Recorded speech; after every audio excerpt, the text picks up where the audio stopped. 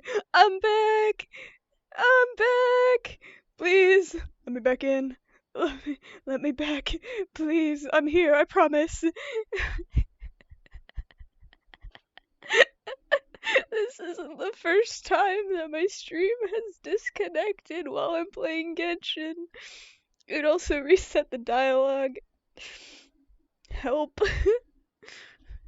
Help.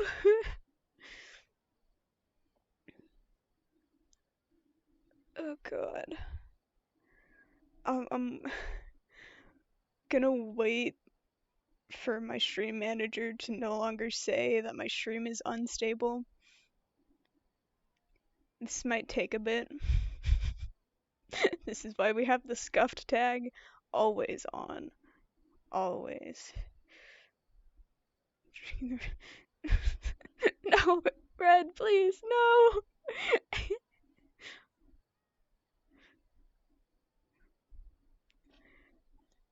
I don't know if that's a good idea. I'm back though. Can you see me again? Um.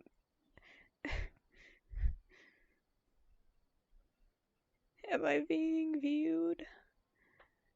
It tingles weirdly in the back of my throat. Bro. Bro.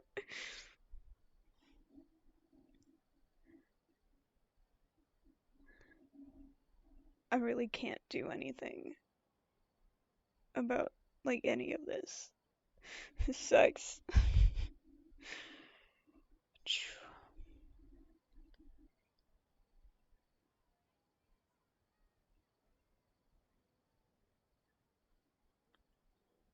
Am I here? Can I yap? Is... Okay,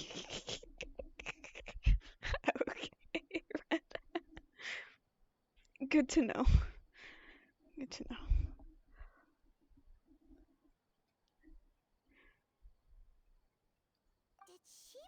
I'm just gonna keep going. Enter new knowledge into the Akasha? Oh yeah, that sounds about right. What do you think? What was the thing I needed to press again?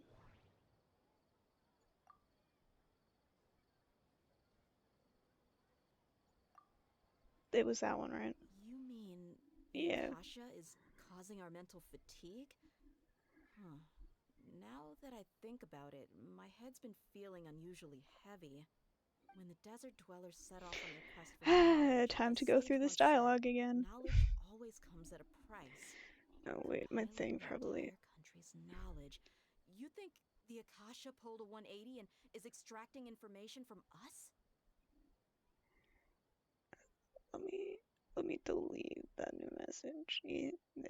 Yep, there we go. Okay. Who knows? The Akasha can put knowledge into our heads, so who's to say that it can't also poke around in there? We don't know any specifics. What's the point of doing something like that? Just think about it. If you could combine the knowledge of every single person in Sumeru, this hive mind... Excellent. In that case, we should take off our Akasha terminals right away. Maybe that'll solve this problem. Yeah. How does everyone feel? I love having to go through dialogue again. Oh, that! Paimon knows what you're talking about. It's a single soft beep that sounds like it's coming from the Akasha. The sound of a beep. Could it be a prompt tone for when the Akasha is operating? That's probably an important clue. We weren't using our terminals. I'm getting random bursts of chaotic, awake energy, then staring into the universe with no energy computing the brain. Damn. Traveler, did you hear that? I heard it too. Our ears aren't messing with us. There was definitely a beep, but it sounded like it was coming from inside my head. We took off our Akasha terminals. No. Today's runtime has exceeded its expected length. At this rate, there may be casualties.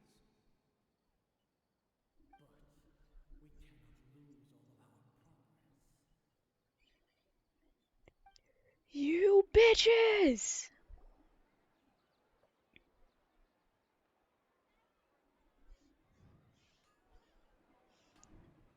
We running through it again?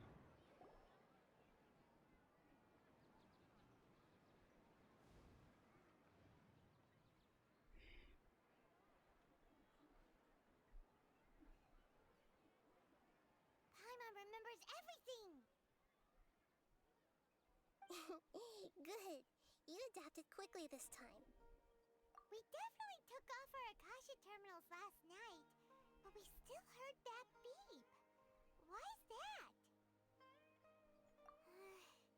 But now we can at least confirm one thing. The Akasha definitely has something to do with whatever's trapping us in this cycle. Uh-huh. Oh, Paimon doesn't get it. Why would the Akasha go this far if all it wants is everybody's wisdom? It's extremely difficult for lab rats in an experiment to understand why they're being treated the way they are.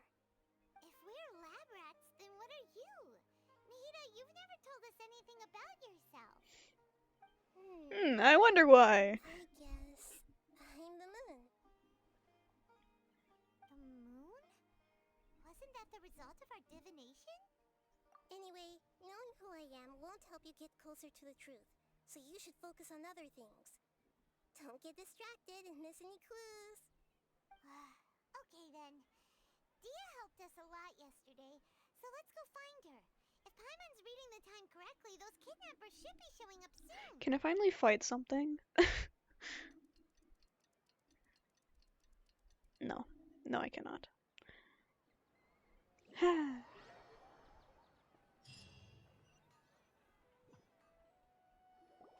Ah, there you are. I've already taken care of those kidnappers. My lady, did you get hurt? Dia? She didn't get hurt this time. Why are you both gawking at me like that? You didn't get hurt this time. Huh? What do you mean this time? Why are you so surprised that I managed to get out unscathed? Those kids were amateurs.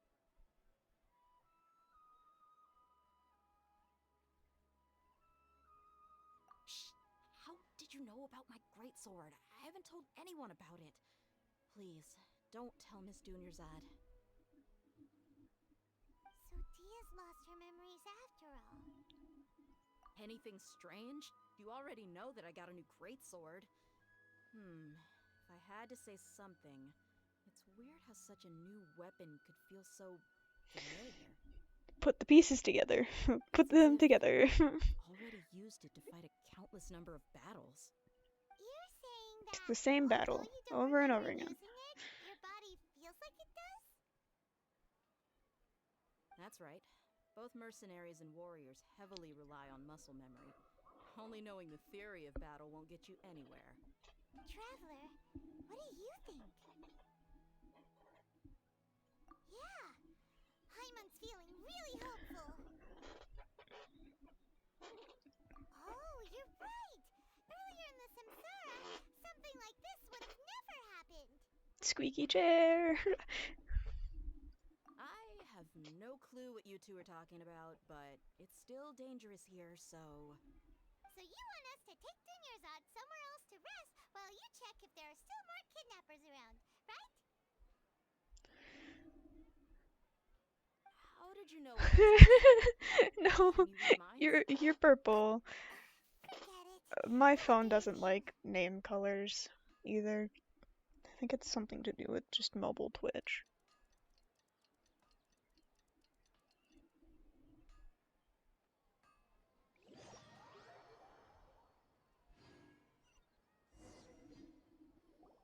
Whew, it's finally nighttime.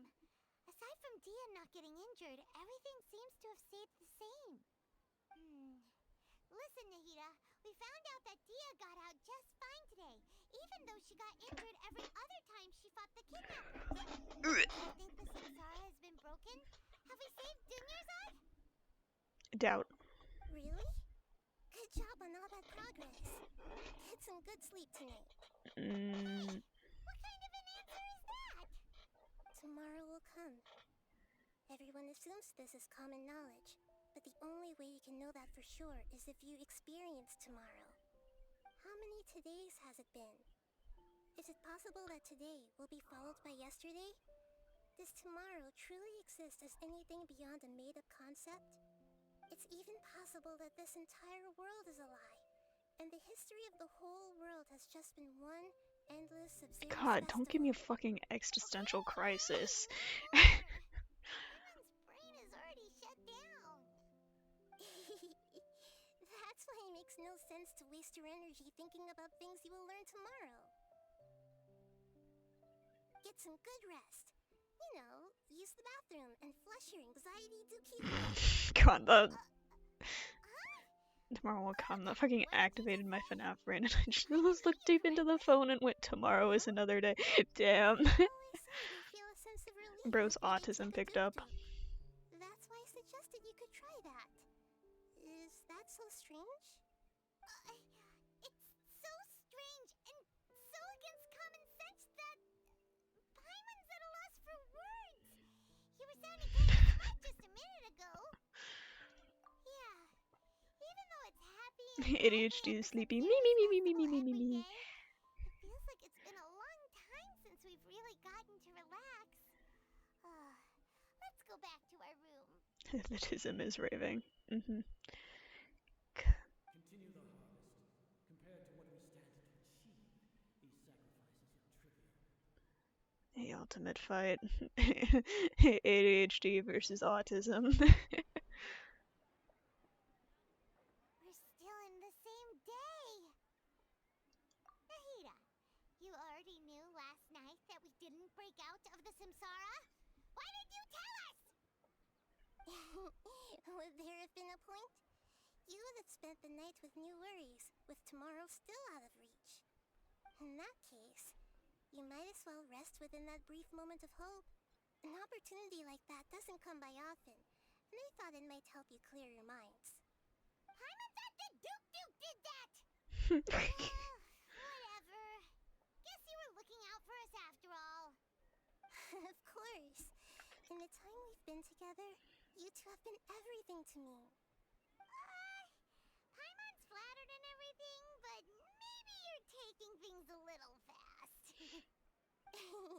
What I mean is, even though I had asked you to solve this puzzle, you two are still the only ones who can see me and sense my presence. In other words, if you weren't here, I may as well not exist. That's why you two have been everything to me. Get it? You know, that's fair. Nahida's talking about confusing stuff again. Not really.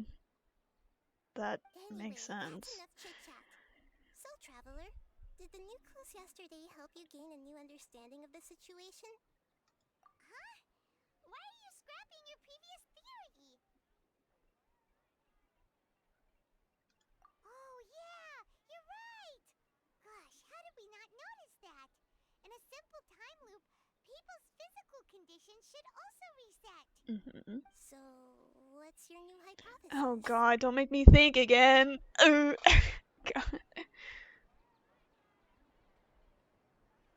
I'm both mentally tired and how Zumi is like a cat at 3 a.m. I need to feed animals and do Minecraft job. I don't wanna think, Thonk! I don't wanna! The moon, illusions, and lies. What do they all mean? Mercenaries rely heavily on muscle memory, and Dia was able to use her experiences to avoid injury in later samsara cycles. The beep is a prompt tone for Akasha operations. We still hear it every night, even though we removed our Akasha terminals. Okay, Nahida said the Akasha relies on the power of a gnosis to operate, as it is the manifestation of the God of Wisdom's power. It compiles the wisdom of the entire populace, and it grants knowledge to the people. We've already experienced the Sub-Zeru's festival many times, and the day of the festival seems to be in a perpetual samsara. Brian Blast. Okay. So we're starting from here. Bodily memories. With that? No. With this. Memories are If all our memories of a day are erased at the end of that day, then we would unwittingly relive the same day again and again. I don't mind that. I'm already losing the spelling more. Oh, then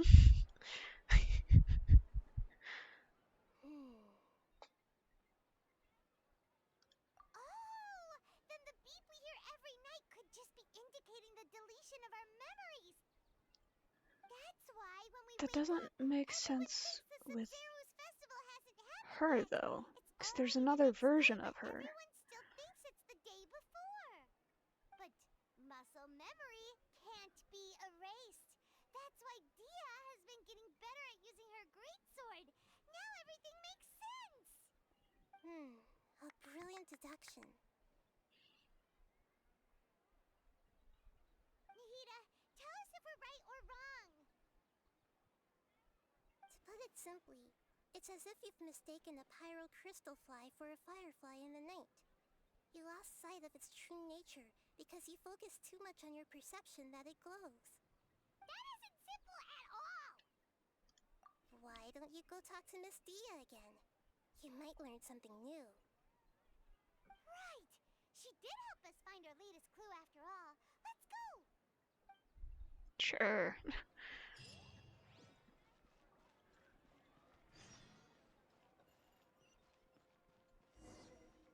Why the fuck are we doing pop quizzes when there's someone fucking dying? For real. That's what I wanna know. Meow.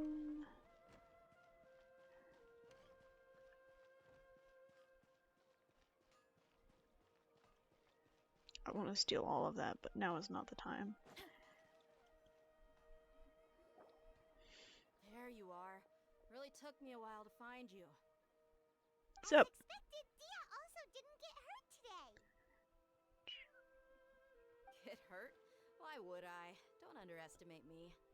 Well, you're still getting used to your new greatsword. Huh. Truth be told, I also think it's pretty strange. It just suddenly felt so familiar in my hands and... wait a second!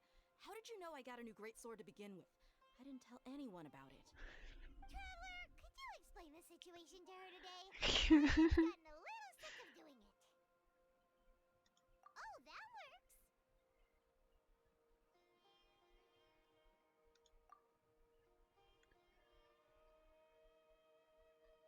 What happened to you guys while I was gone? Did you get brainwashed by some cult? Nah. Don't think too hard about it. Just take what we're saying at face value. Alright then, let me get this straight. You're telling me that my body's already gotten used to this greatsword, but my brain just doesn't remember it? Yes. Yes, your memory's being erased every day. Then I'd have to disagree. That's impossible. It's really not. Why do you think that? If we've actually been reliving the Sub-Zeru's festival day after day, then what happened to the things we used, the money we spent, the food we ate? Common sense says my wallet should have emptied itself a long time ago. There's no way I wouldn't have noticed that. Oh yeah, sure. I've thought about that too. Me at the writer having the 10th time trying to figure out what time this guy is from and how much they know. Fair. Right. They could use the Akasha to record what everyone did that day, and then use the city's resources to replenish everything. It's not very likely, but it's also not impossible. No, it is impossible. I've got proof. Do you know? You have proof? Where? You two are surprisingly serious about this nonsensical discussion. Fine, I'll play along for a little longer. Come with me, Miss Dunyarzad. Please come along as well. I still can't guarantee that this area is safe.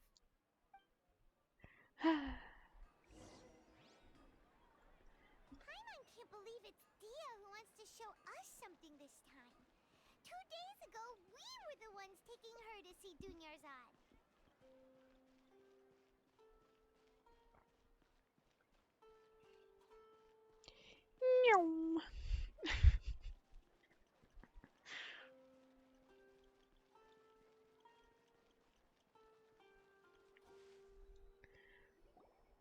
is it. Huh? This is a wooden training dummy. What about it? See those marks on the dummy? Those are the result of several days' worth of practice. Let's say the sages didn't replace it every day. Shouldn't it be hacked to pieces by now? That's true, but what if they did? Then the sages would have had to reproduce every mark I left during previous training sessions. I'm a professional fighter. My martial school has always emphasized the importance of refined control. The force, angle, and entry point of each strike is calculated and deliberate. That's why I remember every mark on the dummy, as well as my state of mind as I made each strike. It's just as they say, each swordsman has their own unique style, and even the same swordsman can't make the same cut twice. It would be impossible to copy these marks. Is it really impossible? What if they use some fancy machine? Put the drink in carve another every room, walked by it, and single tried to mark? grab and drink it. People Oh often god. say that a camera's photo can never replace an artist's painting because Addiction the starts former early. has no spirit. The same thing applies here. At a mere glance, I can differentiate carved marks from the results of combat training. Whew. Hope that cleared things up for you. Hey, is this that new brain exercise game that's been super popular with the scholars lately? It's surprisingly fun. Anyway, It's not a game. You are genuinely stuck in a loop. See you later. Well, back to square one. Is our memory deletion theory also wrong? But at least we've reached some other conclusions in the meantime. Yep, that's true. So, can we think of any new ideas right now? Strange? Paimon feels like everything's been strange lately. Huh? Leaving the city? You're I right. honestly did think about that. Like, what if we go try and yoink-hate them? Many things should become clear if we can confirm the flow of time outside of the city. Paimon can't believe it. Did we miss this because we're tunnel visioning too hard on our other theories? Or because we're just too tired? How about we go back and ask Nahida? Maybe we've forgotten something about leaving the city.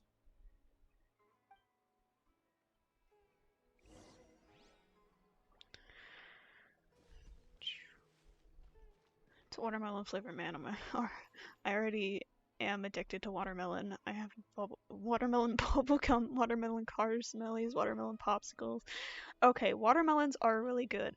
I'm not the biggest fan of artificial watermelon flavors, but I may or may not have watermelon toothpaste because I can't stand the flavor of mint toothpaste.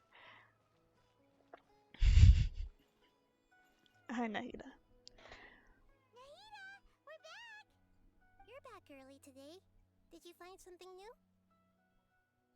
Sort of. We're mostly sure now that we're not in a time loop. And we also aren't in the real world. The popsicles are organic. They're so good. Question. I ate them all. Damn. Gotta get some more then. Leaving the city. As far as I remember, you've mentioned your plans to do that twice before. We did? But we don't remember anything. What happened after we talked about those plans? What did we say when we got back? Drawer. Let me think. I don't think you ever actually told me what the outcome was. Oh, it's probably more accurate to say that both times you never came back the whole night. But you two sometimes stay out the entire night anyway, so at the time, I didn't think too much about it. It is true that sometimes we lose track of time during our investigations. Before we know it, it'll already be the next day. But still, neither of us remember anything about leaving town. Really? That's kind of strange. In theory, I should have already awakened all your memories. Yep, something here's definitely fishy. Let's get to the bottom of this tomorrow. Sure. Beep. Sounds like a damn smoke alarm that needs batteries replaced. Our memories are back!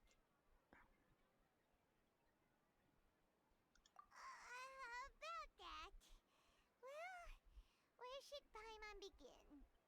Traveler, aside from your memories that were just restored, I have another message for you. Listen to it and you'll understand. Okay. Can't go back. There are countless spaces here. Our Sub-Zeru's festival in Sumeru City is just one of them. Traveler, you should be missing 2 days worth of memories. Paimon will fill you in. 2 days ago. Okay. Time to carry out our plan from yesterday. Okay, let's go.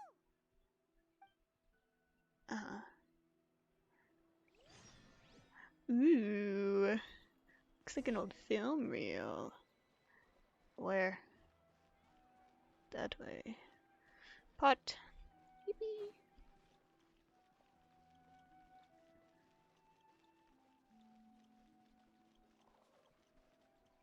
Ah, there's a person. Why can't we leave the city? What is the academia up to now? Don't ask me. It's not like I can tell you anything. This is a direct order from the Grand Sage. Just wait until tomorrow. I have a real emergency. My goods have already arrived at Port Ormos. If I don't hurry, they'll be stolen. That's your problem. Make sure you make a request. Need water. Holy fuck, my head. No energy drinks. No energy drinks for me. Go drink water, bro. I've been sipping while we've been sitting here. It looks like the Academia already announced a lockdown for Sumeru City today. How completely unsurprising. Bump. Let's go and question them. Hello, sir. Why can't we leave the city today? Here we go again. Don't ask me. I don't know either. We just received an order that no one is allowed to enter or exit Sumeru today. They didn't tell us anything else. Angering me won't get you anywhere. If I had that kind of insider info, I would have left this stupid post long ago. It looks like he really doesn't know. So we can't sneak get out. anything out of him. Let's take matters into Yeah. our own hands. Why don't we climb over the walls? Those guards can't be everywhere at once. This is a good spot. And the guard hasn't noticed us at all. Let's hurry. Huh? Why? Are you going to leave Paimon behind? But what if things get really weird out there and you get into some trouble? Then Paimon won't be able to help you. Paimon knows that Paimon can't do much, but we've always been together, haven't we? Pat pat, Paimon. It's okay. Paimon will wait for you. Promise Paimon that you'll come back as soon as possible. Just a quick look. And please, be careful.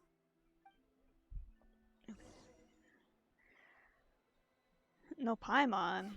That's crazy.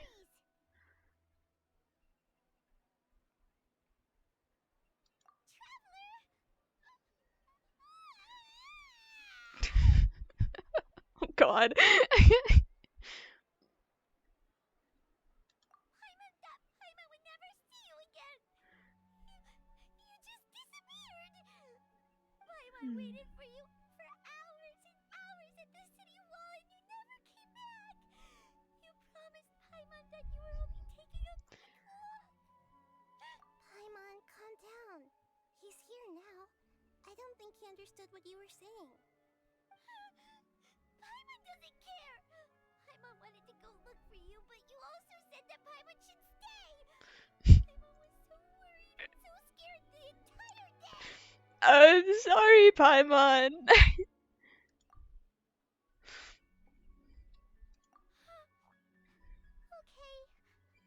Paimon will forgive you. The most important thing is that you didn't actually disappear. Oh, Paimon was so scared that you had gone into another world. Okay.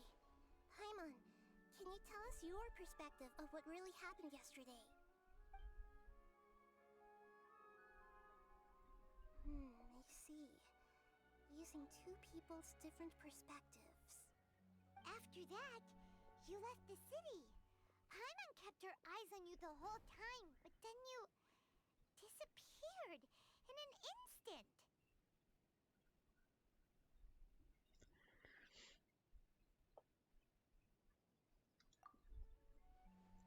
Ow. God. No way! Paimon was watching you with the fullest attention! What's your perspective, Traveler? You sure you don't have any memory of this? I guess that explains everything. You also lost your memories the last 2 times you tried to leave the city. Those days' memories can't be awoken. So, if we leave the city, our memories will be completely erased?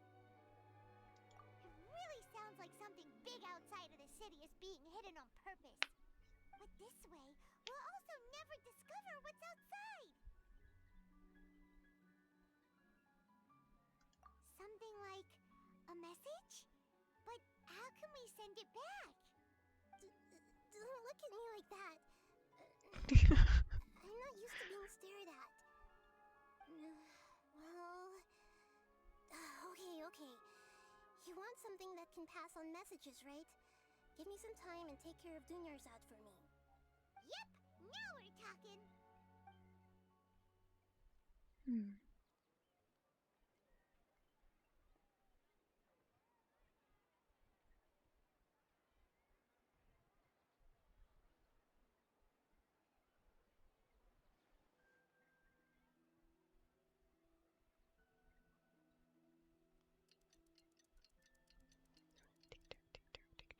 I'm done. Here you go. What? Isn't this just an Akasha terminal? I made some little changes. Akasha terminals are already capable of sending messages. I just tweaked it so that it could connect to any node. To make something like this? Nahida, you really know the Akasha like the back of I wonder why. We can use this now to record a message, right? Yep. I'll help you save the messages. It should be pretty easy to use. I just can't guarantee the user's status and signal coverage when they're outside the city. We'll never know until we try. At least we're taking the initiative now. Let's go then. Let's expose those sages. Alright. Paimon isn't as worried about being separated since it happened once yesterday. But Paimon still isn't happy about it. Okay, Paimon. Okay. See you tomorrow, Traveler. That covers everything that's happened so far.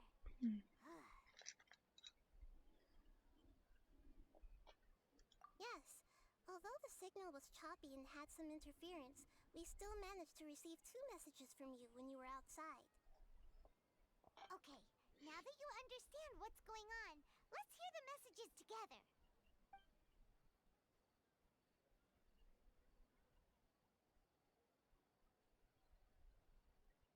Can't go back. There are countless spaces here. Our Sumeru's festival in Sumeru City is just one of them. I've entered another space. Before me are flowing sandstone and howling fish. Impossible and surreal sights. All these spaces are empty except for the occasional ones that contain mute puppets rather than people. I can't sense any human presence.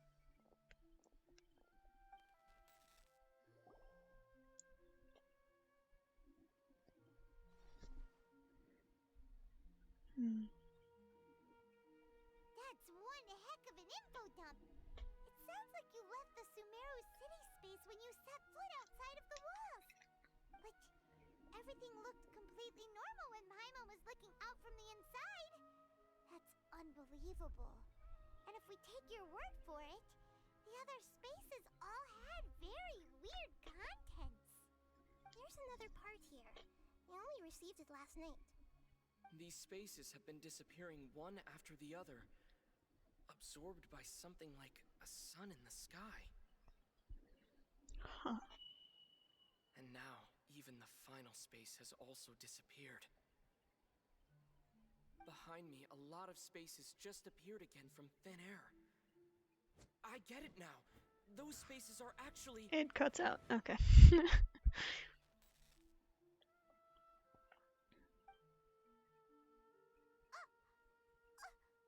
Why did the message end right there? What did the Traveler want to say? probably because yesterday just happened to end at that moment. Oh, Mm. right. Paimon did hear a beep from the Akasha. Did it come from here or from the message? The message. It should have come from the Traveler's Akasha terminal. After the beep, Traveler said even the final space has also disappeared. Traveler, what do you think that final space could have been? Oh god, not the think talk again. All the bizarre spaces I saw outside the city had one thing in common: a lack of human presence. My impression is that each day in this samsara only ends at the sound of that beep from the Akasha. Was that space actually the real world? But wouldn't a real space just randomly disappearing like that be catastrophic? Mm.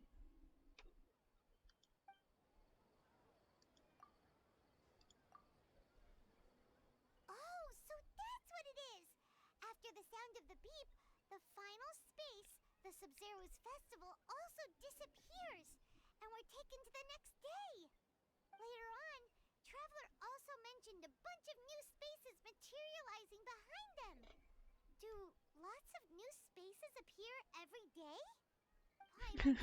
No beep, no bye bye. What are these spaces anyhow? Well, consider this. For all the horrors of the Archon War, at its heart, it was just a game where a bunch of gods fought over 7 seats. So no matter how strange or spooky things may look on the surface, maybe all they point to in the end is a small and simple secret. Wow, the Archon War, huh? That's an analogy and a half.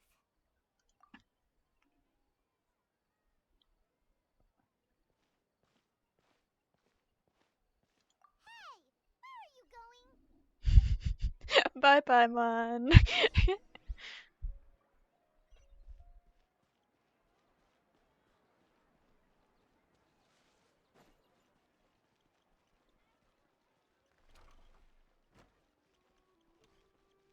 Puppy! Barked at me. I'm sorry. The door's opened into me.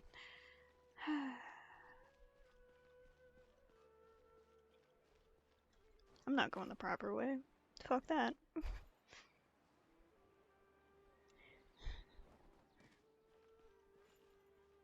Huh? Do you want some alone time to think? Alright. Red, are you okay? I-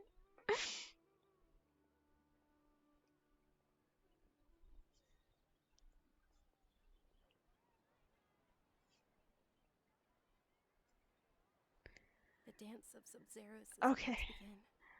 I'm going to go watch it. Okay. Why don't you go ahead, Dunyarzad? We still have some other stuff to do first.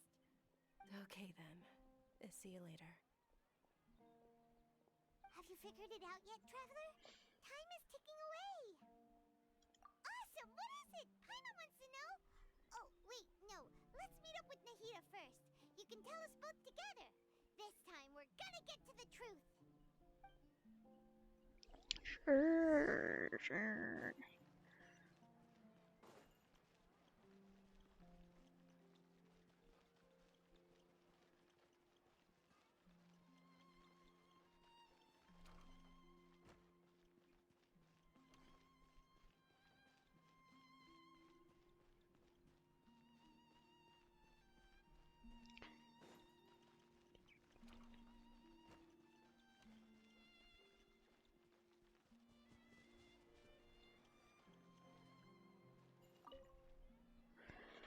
You're back. I've been waiting forever for you two. Judging by the looks on your faces, are you ready to take your Sub-Zero's exam and graduate from the festival? Okay. First off, have you discovered the hidden truth?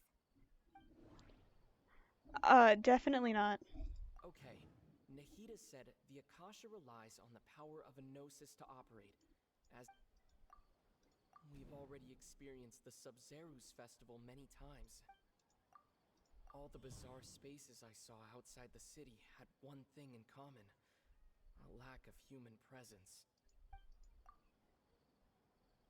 Those spaces remind me of dreams, like the one I had in the Avidia Forest, except these have no sign of human presence. The moon, illusions, and lies. What do they all mean? People in Sumeru don't dream. What a strange phenomenon. I assume it's that with that. We are all in a dream. It isn't that the people of Sumeru don't dream. Rather, the Akasha is taking their dreams from them. Okay. People in Sumeru think they don't dream, but the truth is the Akasha steals their dreams without them knowing it. And those spaces with no human presence are stolen dreams without their host. That would explain why they sounded so weird when he was trying to describe them. Huh. So people in Sumeru do dream after all. In fact, we're all in one big dream together right now. Correct answer. Now, how did you conclude that the Akasha is capable of this? Don't make me think again. God damn it! The Akasha relies on the power of a gnosis to operate. Why is that Nahida's voice? It is the manifestation of the God of Wisdom's power. It compiles the wisdom of the entire populace, and it grants knowledge to the people.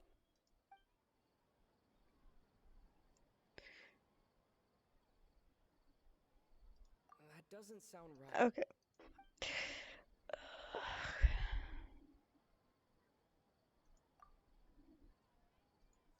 That doesn't sound right. I'm just gonna press everything. Okay, it's that one. Controlling creatures in the forest also get their power from the Dendro Archon, right? That would explain why the Akasha has the ability to control people's dreams too. But is stealing everyone's dreams really how the Akasha compiles their wisdom? Isn't there anything more to it than that? Dreams are fantastical, complex, and full of imagination. People's brains are the most active when they're dreaming. In other words, dreams are rich bundles of human wisdom. So in other words, the complete opposite of how Hypatia understood it. Paimon remembers her saying that the sages think dreams are foolish delusions, and the fact that no one dreams is a blessing from Greater Lord Rukkhadevata. So it was all a dirty trick? The real story is that the sages from the academia are using the Akasha to steal people's dreams for their own use, huh? Oh? By the sounds of it, you understand the current situation pretty well. Sure. So then, what about I the understand, samsara? totally. The beep is a prompt tone for Akasha operations. We still hear it every night, even though we removed our Akasha terminals. Those spaces kept disappearing before my eyes. But as soon as that beep sounded, many more spaces materialized. Those dreamscapes kept vanishing. But as soon as that beep sounded, more new spaces appeared. The Grand Sage said, "Go celebrate the birth of that god to your heart's content." Did he mean something more? Give him laying in bed now. If I go silent, I'm sleeping. Okay. My mind feels exhausted, even though I haven't done too much thinking. What is going on? We've already experienced the Sub-Zerus festival many times, and the day of the festival seems to be in a perpetual samsara.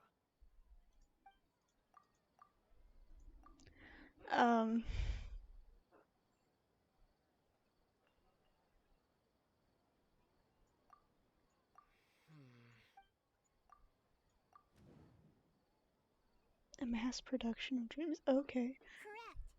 The Akasha is keeping each person's brain in a constant dream state, but also separating their I don't consciousness think from I'm their very good body. at those Their disembodied think thonks, consciousness as stays inside the Red consciousness calls of the them. Sub-Zerus festival along with everyone else's.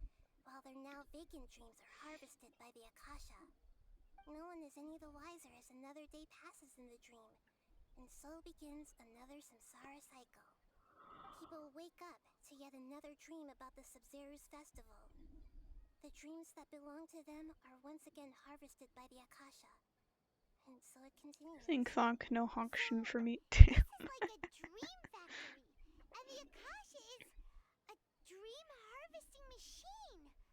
Did Paimon get that analogy right? Very good, Paimon. Using analogies well is an excellent habit to get into. Bro, I'm autistic. I cannot do. What we keep hearing is actually from our real-life Akasha terminals. Taking off our terminals in this dream doesn't do anything. Alright, last question. Who am I?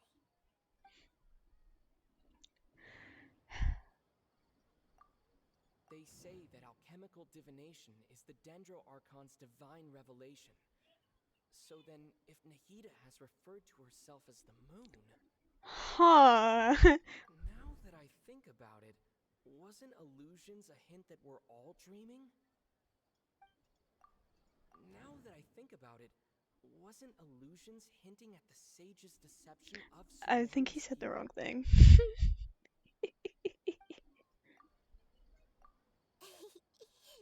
So you noticed.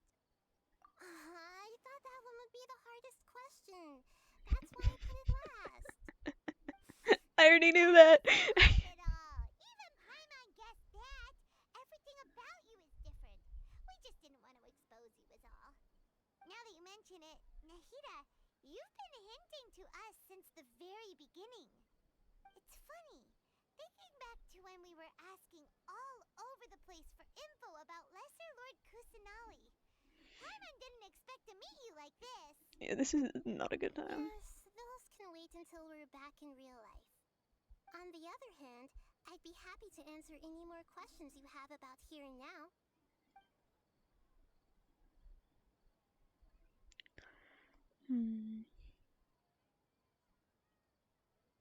Firstly, this dream we're in is completely based on reality. People have already experienced this Sumeru's festival, so it would be very difficult for them to find anything that strikes them as surreal. Secondly, you're probably wondering why people don't have any memories from earlier samsara, right? That's because people don't remember their dreams most of the time anyway. That's true. And in any case, their actual dreams are being taken away from them by the Akasha. So whenever they wake up in this dream of the Sumeru's festival, they don't remember anything from their previous identical dream. That reminds Paimon. Traveler had a dream when we were in the Avidia forest, but couldn't see what it was about after waking up. Is that an example of what you mean? Yes. Only after receiving the blessing of Dendro can a person gain the Dendro element's dream-enhancing power. That explains the feelings of deja vu. Meanwhile, everyone else has no idea that they are in the Sumeru's festival samsara, while their dreams are stolen from them over and over again.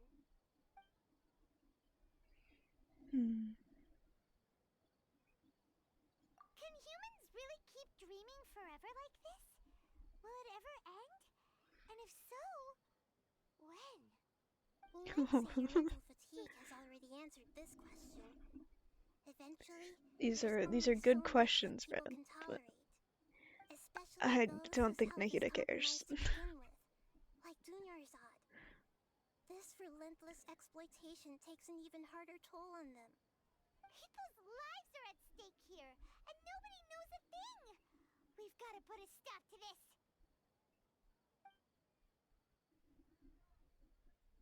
I know, right? Why did they have to base this dream on my birthday?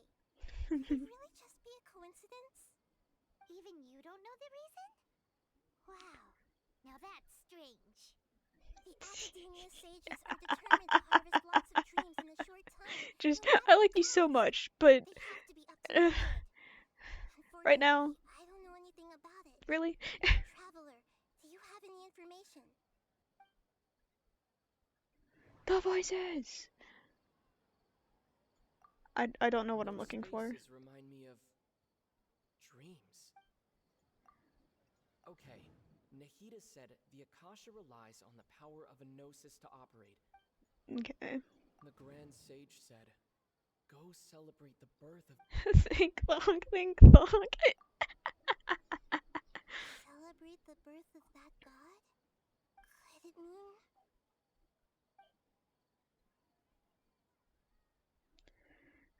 Oh, no thought to be found. Yeah.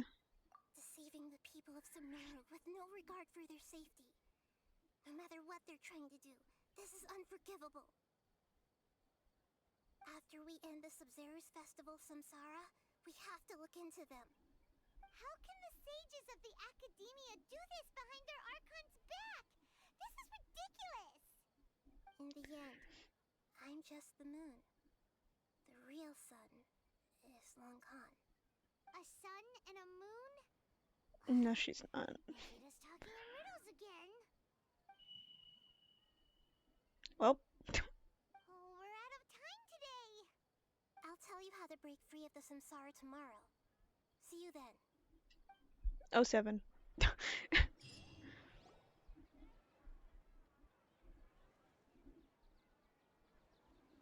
Good morning, Nahida. Wait. Now that Paimon remembers everything, should we instead say good morning, Master Lord Kusanali? Hey, what's wrong, Nahida? You don't look too good. I'm afraid that what you're thinking right now is correct. No. Did Dunyarzad already disappear? No way. Are we too late? The real Dunyarzad's consciousness has indeed disappeared. It can no longer endure the constant dream harvesting. Paimon can't believe it. Wait, so what about that other Dunyarzad? Just what is she? Is she also going to disappear? She's actually something like a puppet, but not completely. The real Dunyarzad's consciousness could no longer keep playing her role in this dream. So another Dunyarzad appeared to replace her in the dream. Just like the grass and the trees, that Dunyarzad is just a building block of the dream that helps to keep it going. But personality-wise, she's nothing like the real Dunyarzad. Puppets are stiff and can't copy a living Look, I have person's tried my mentality. best to be watching Genshin content and not get spoiled on the Archon quests. Speaking of which, the old Dunyarzad might not have been too different from a puppet. I've succeeded for the most part, but I think I know a little too much about Furina. So Yes. everything else though, I'm pretty blind to it. No one cared about her personality or thoughts. It was as if she only lived to stall her Elazar. I just gave her a little wisdom so she could look at life in a new way. So that she could be her own person. But even so, she's still far from it. I'm still a long way off from being Don't free. put yourself down! I couldn't even save her. If I were a competent Archon, I wouldn't have let my most faithful follower die at the Sub-Zero's festival with so many regrets. Please don't beat yourself up over it, Nahida. It's the Sage's fault, and theirs alone. I'm not beating myself up. All I did was to rationally observe the distance between myself and a real Archon. Don't be like that, Nahida. Even real Archons are still allowed. Bro is no longer sleepy.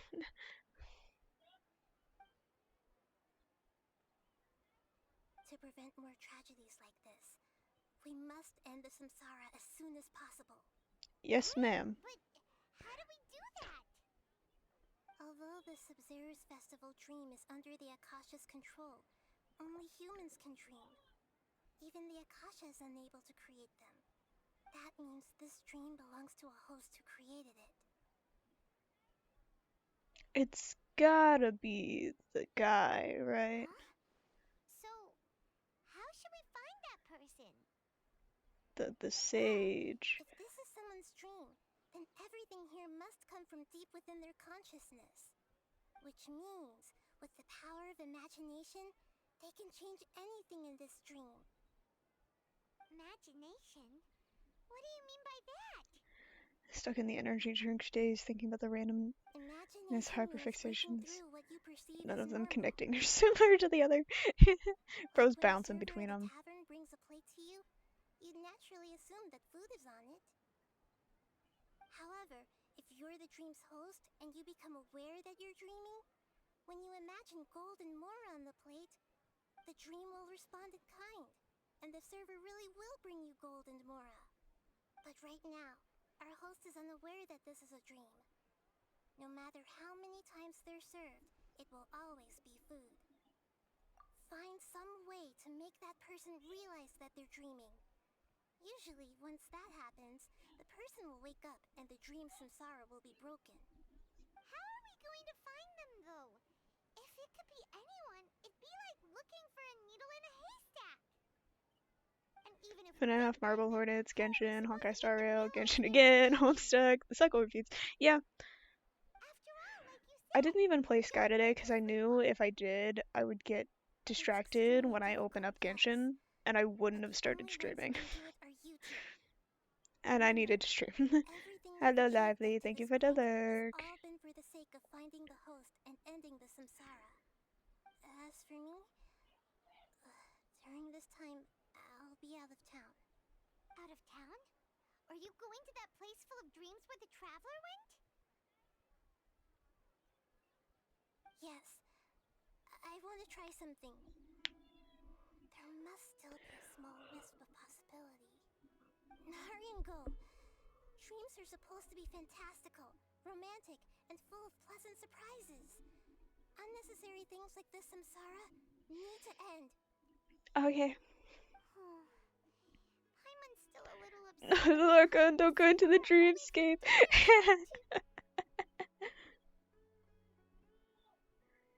She was such a good person, with such a simple wish. But fate was against her. Yeah. Saving Dunyarzad is what kept us going this whole time. But we mustn't lose hope, Traveler. Dunyarzad would definitely want to see us save everyone else. So let's break the samsara for her sake. Paimon's wondering, do you think the sages would get one of their own to be the host of this stream? Feels like it would be easier to control it that way, no?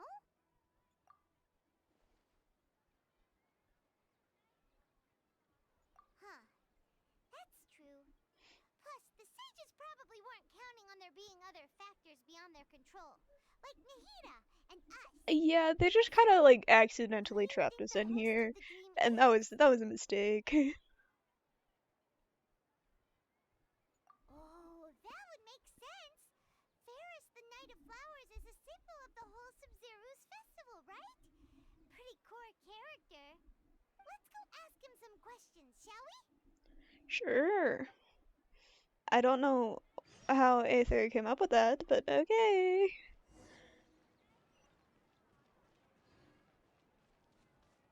I will always accept more Primogens.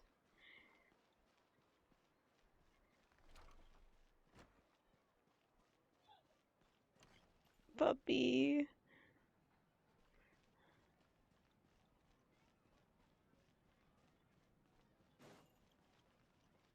Meow.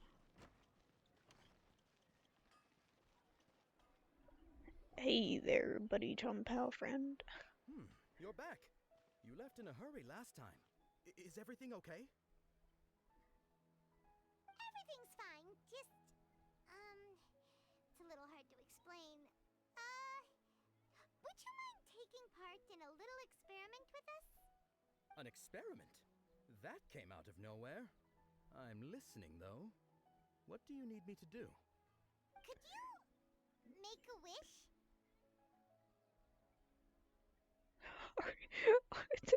Red, are you okay?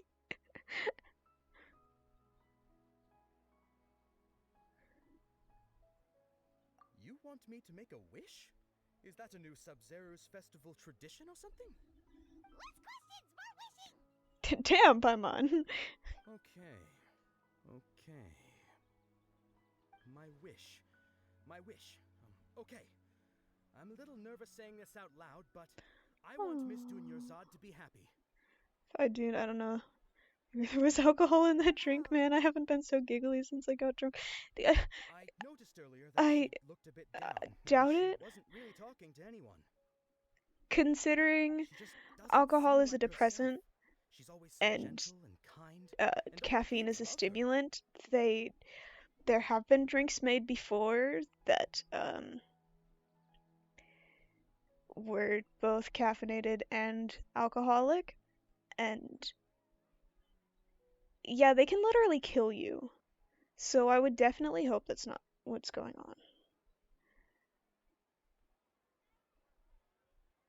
on. It's not good. It's not good to mix caffeine and alcohol.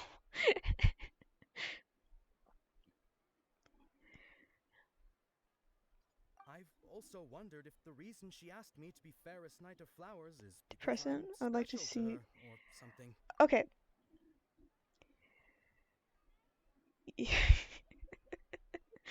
Alcohol doesn't seem like it would be a depressant, but it's not because it actually makes you feel sad or anything like that. It is because it slows you down. That's why you start slurring and why your movements are slower, why you can't walk as well. It's because it's a depressant.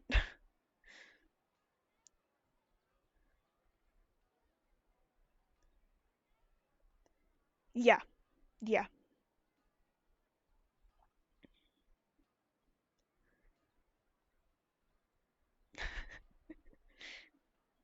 Alcohol bad. I don't drink alcohol, but I know a bit amount a good amount about it.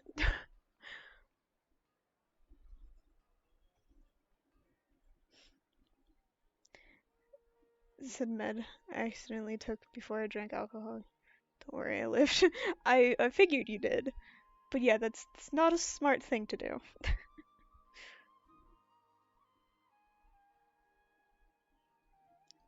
So, you have a crush on Dunyarzad? Oh, is it that obvious? After what I just said, I guess it is. That's When she placed the hat of the Knight it of wasn't Flowers bad, onto thankfully my it just head, she made me said to suddenly very numb I for a want everyone while. to have a happy Sub-Zero's festival. Okay. What she didn't realize was that I'm Yeah, not just that interested in how careful. everyone else feels. We practice In safe that drinking moment, if we are I just drinking. wanted to be her Knight of Flowers for the Okay. rest of her life. 50 years, 100 years, I'll serve her till the end of time. That's gay. Okay, yeah, that was a bit much. Felt like the right moment to get it off my chest, but that was pretty embarrassing. Okay, I'm ready to make my wish. I would like Miss Dunyarzad to appear in front of me right now with a smile on her face. Here goes.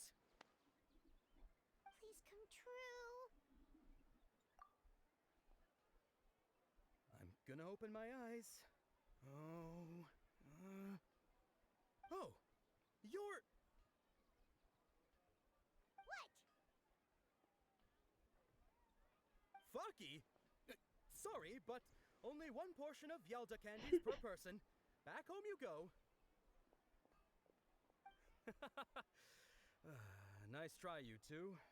Anyway, never mind. I don't need to see her appear right in front of me. As long as she's happy. Guess he isn't the host of this dream after all. Should have expected it wouldn't be this easy.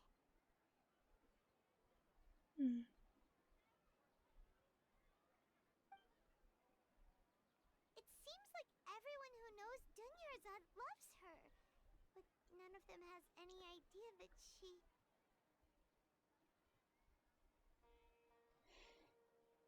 My lady, step back. That sounds like Dia! Oh, right. This is when Dunyarzad bumps into the kidnappers. Huh? But Dia can handle them. Hey, Traveler! This time we beat up bad guys. Yippee! Yay! Let me kill some bitches. Please. Please. I've spent so long just going through dialogue. Oh, it's you. Great timing. Please take... Hey, this is my job. The homie Yannis pay me, not you. You...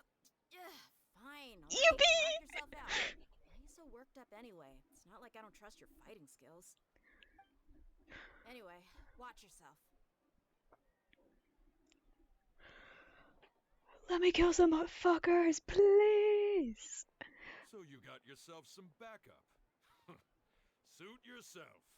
You're going down. Doubt. A new Justice o'clock!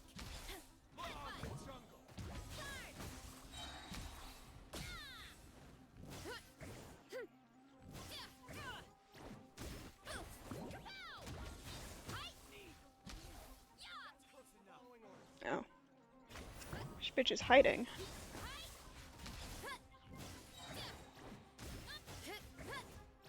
Bonk.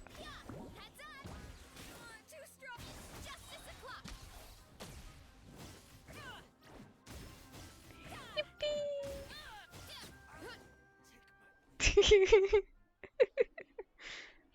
Traveler, were you just taking your anger out on those guys? You and Nahida both. Dunyarzad wouldn't want to see you two like this. Oh, and speaking of her, Paimon just remembered something. Remember Yes. how during the first Sub-Zero's festival, before the Samsara started, we came here with Dunyarzad because she wanted to pick something up? Mhm.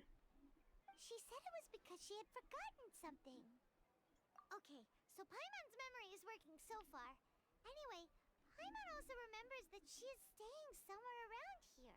She pointed it out to us the night before the Sub-Zero's festival. Yes, let's go check. Yeah, even if it's only a tiny clue, it'll probably still help us more than this needle in a haystack search. Mhm. Sorry. This is the place. It's rude to enter Hear other that? people's spaces without permission, but desperate times call for desperate measures. Hey, the windows are unlocked. Okay, Paimon's gonna take a peek inside. Yes, burgers. Ah, fucking love burgers. This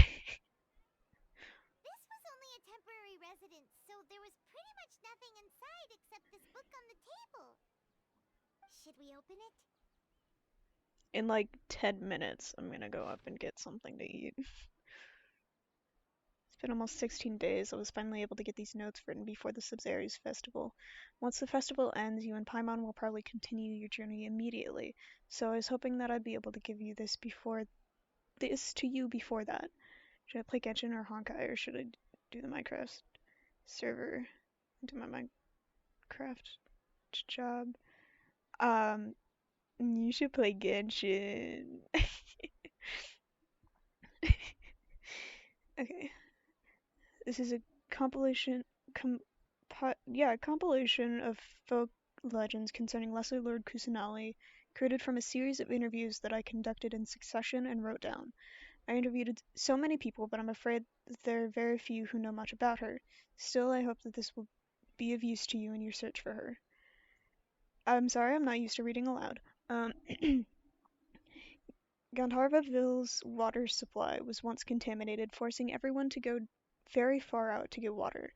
But one day, people suddenly found that the water was drinkable again, and some said that a green light was seen near the water source the previous night. Everyone believes that this was the divine power of Lesser Lord Kusanali at work. This sounds quite possible. The decontamination of water sources via natural means probably takes ages. Did Lesser Lord Kusanali appear in Gandharvaville then? Maybe. After Mama passed away, I was super afraid of the dark and couldn't sleep. But from one day on, I would hear a voice that would chat with me until I fell asleep. A nice lady told me that Lesser Lord Kusanali must have been watching over me. Poor child, I hope the Sub-Zero's festival makes him a little happier. This is quite similar to something I experienced back then as well. She's indeed a gentle god. There was this one time when I'd had a wee bit too much to drink and couldn't find my way home to save my life. Then, when I turned a corner, I could have sworn I saw Lesser Lord Kusanali. She was very tall and had the most muscular arms, and she caught me when I slipped and fell. The next morning, I found myself sleeping under a tree. I reckon that must have been her looking out for me. I'm not sure this one has that much value as a reference. This was probably just a tree, right? These folk records, appended with Dunyarzad's references and opinions, leave every page densely packed. Damn. Wow. Dunyarzad wrote all of this. Sounds like she was always thinking of us even while we were away. Even though she was also busy preparing for the Sumeru's festival and had all her health problems to worry about. She My must stomach have just wanted major to give dangerousness. this to us Uh-oh. as a gift on the day of the Sumeru's festival, right? If we hadn't found this book, we never would have known. But now that we know, we can't even thank her. Hey! Where are you off to now? Maybe mixing grapes and energy drinks aren't a good option. Who knows? Meow.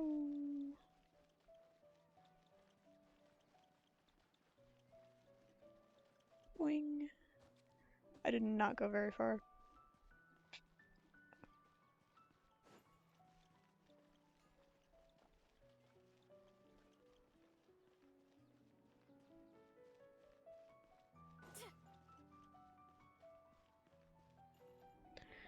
I'm getting up and getting in Genshin. I've been playing Minecraft for too much lately. I need a break.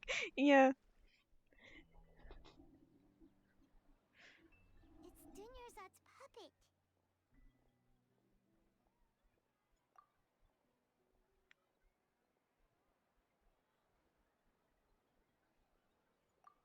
Traveler?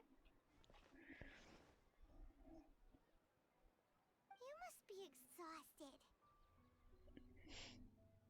Sure. Think of it. We've been stuck in this place for a really, really long time. Heck, even the last time we were chatting happily with Dunyarzad feels like an eternity ago.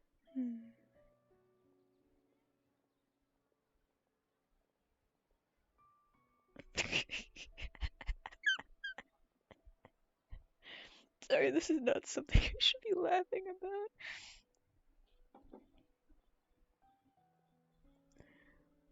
This is not an appropriate time to laugh. I love my family group chat.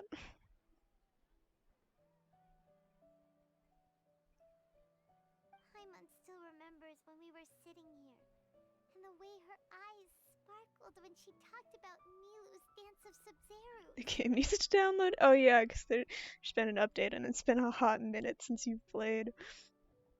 There will always be frustrations in life, but I know that the point of living is not to leave behind any regrets.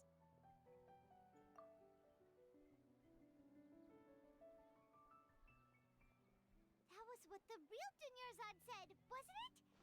Does that mean... Traveler looks like he's seen a ghost. Yes, Traveler. What is it? Oh, so she's still just a puppet. But just now, how come... What? Where are we going this time? Meow.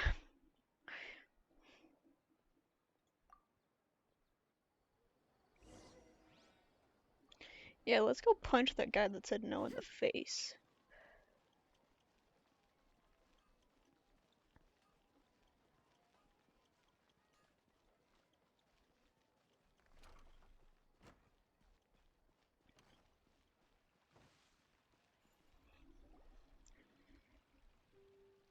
If you continue to resist, we will have to order an investigation into every single event organizer. The Grand Sage has already granted you much leniency. I advise that you exercise tact. How did things turn out like this?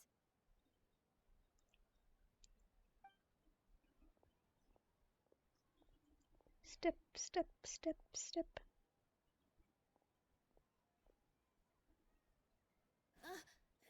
Traveler? You don't have to get involved. He's a sage from the It doesn't academia. matter. I don't want to drag you into this. Traveler. Traveler? What the heck are you doing? If you get arrested by the academia, that's another day gone to waste.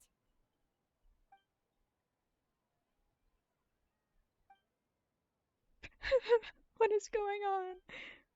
Wait, they're not reacting. Have they been scared stiff? Oh, of course! If this is the sage's plan, they wouldn't put themselves through this. Mhm. So they're just substitutes. What is this? What happened to the Grand Sage and his entourage?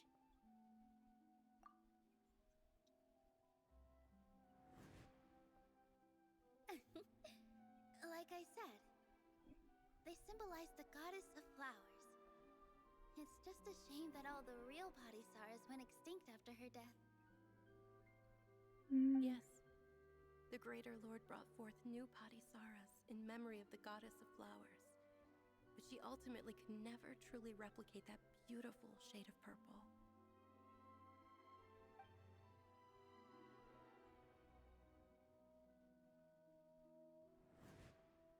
That beautiful shade of purple. Weren't these flowers real Padisaras? Just like the ones from the legend? I didn't even notice. Tanyarzad, did you find these? But didn't you just say all the real flowers went extinct after the goddess of flowers passed away? So, how? Yeah. What's going on here? Huh? You guys are acting weird. But okay, I'll try.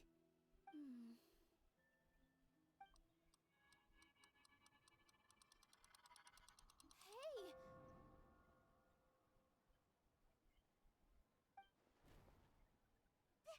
They disappeared! So Nilu's the host! What a surprise! Purple Padisaras don't exist in the real world anymore. But in Nilu's subconscious, they can appear as decorations on the stage. It's just like the example Nahida told us.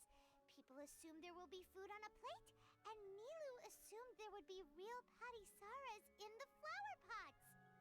So when you saw the flowers, you instantly knew it was Nilu? But if we want to end the samsara, we need the host to become aware that they're dreaming. We're talking right in front of her. How should we make Nilu realize that? Am I dreaming? Huh? Paimon, you were saying right in front of her. What do you mean, huh? So I'm right. Is this Lesser Lord Kusanali responding to our celebration of the Sabzerus festival? Wrong guess, but you aren't completely wrong either. The point is, what made you think this is a dream? As far as you know, He's shaking the download screen. Let me in. yeah, but have you heard the tale of the first sage? To prevent a calamity, he went on a journey to find the Dendro Archon. Ooh, sounds familiar. Tanyarzad told us a story like that when we first arrived in Sumeru City. So it was about the first sage, huh?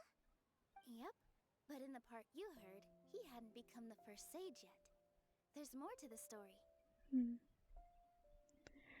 His piety and wisdom were acknowledged by the I want Dendro food, Archon, bro. and she I don't finally want. gave her blessing to him.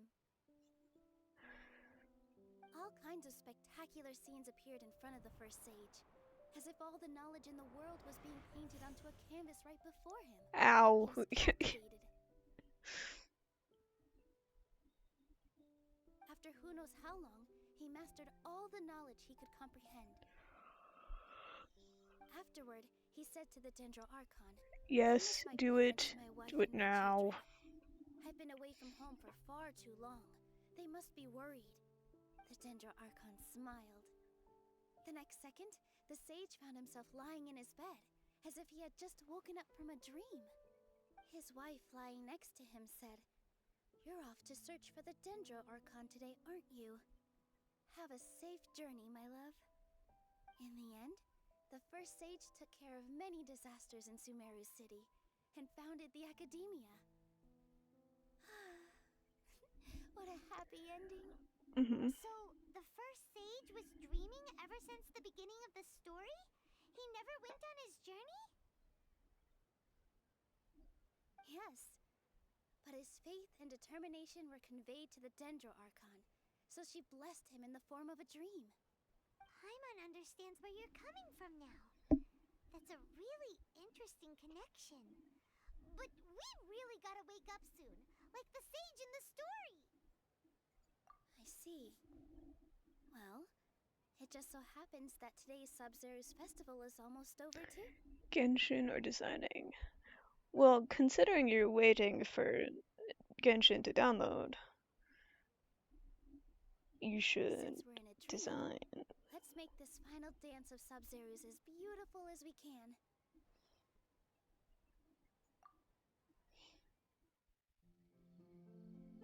Yes!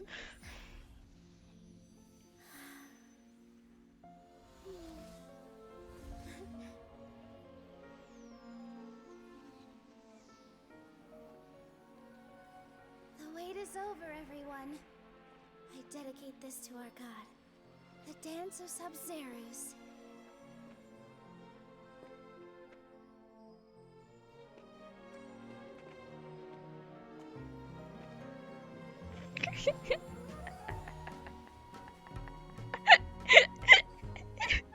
It tagged you! It caught you for bullying! I turned off the cursing filter!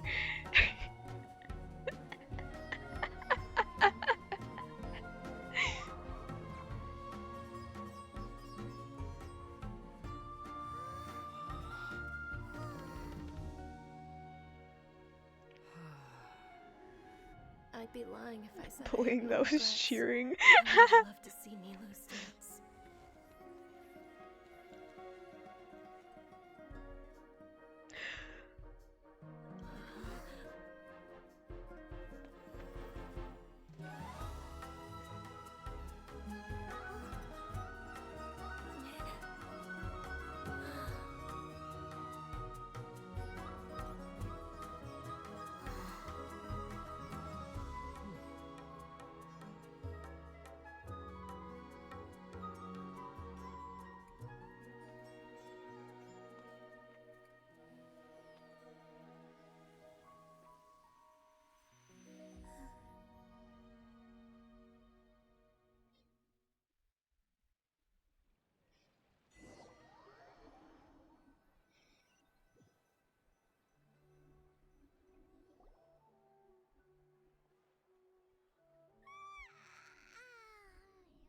Good morning, traveler.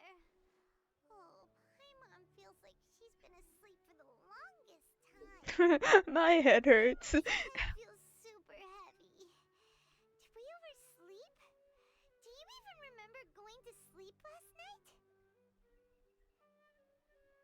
Paimon thinks it was after the Sub-Zero's festival. The Sub-Zero's festival! Have we finally escaped from the Sub-Zero samsara? Quick! Take off your Akasha terminal!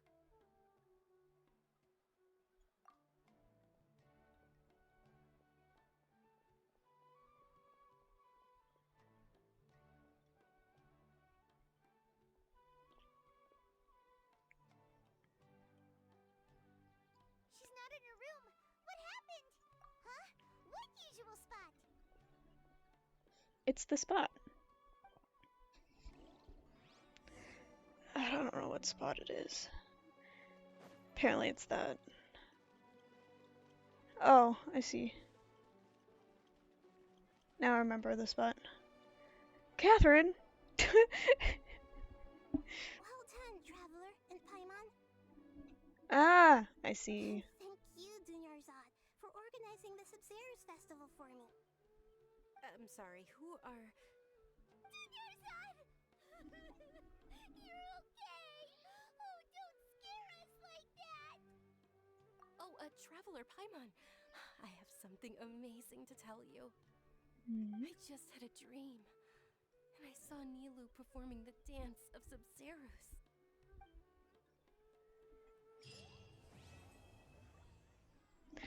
Okay. I need to. I gotta go get dinner. I'll be right back.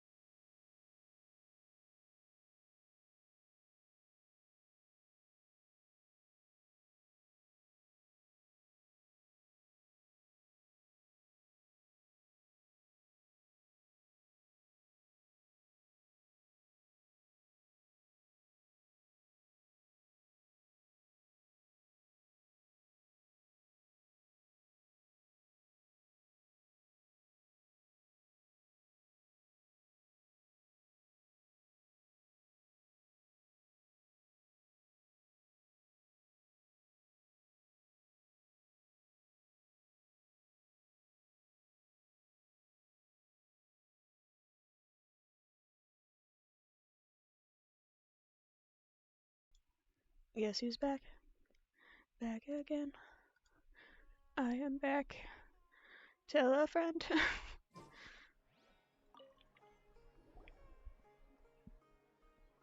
actually Nahida, aren't you? I ate so fast. My Catherine was acting weird when we met at the Sumeru's festival. And Dunyarzad, did you save her? It's a really long story. We shouldn't disturb her. Her consciousness is still weakened. Womp womp womp womp. Let's chat somewhere else. How about by the traveler's favorite bench? I don't have a favorite bench, but Aether keeps going there, so I guess he has a favorite bench. Sorry, while I try to get comfortable.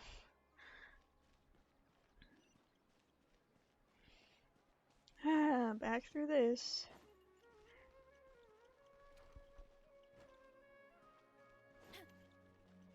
I get no rest. Back and forth and back and forth. I guess that was like the entire point of the last bit that's been happening.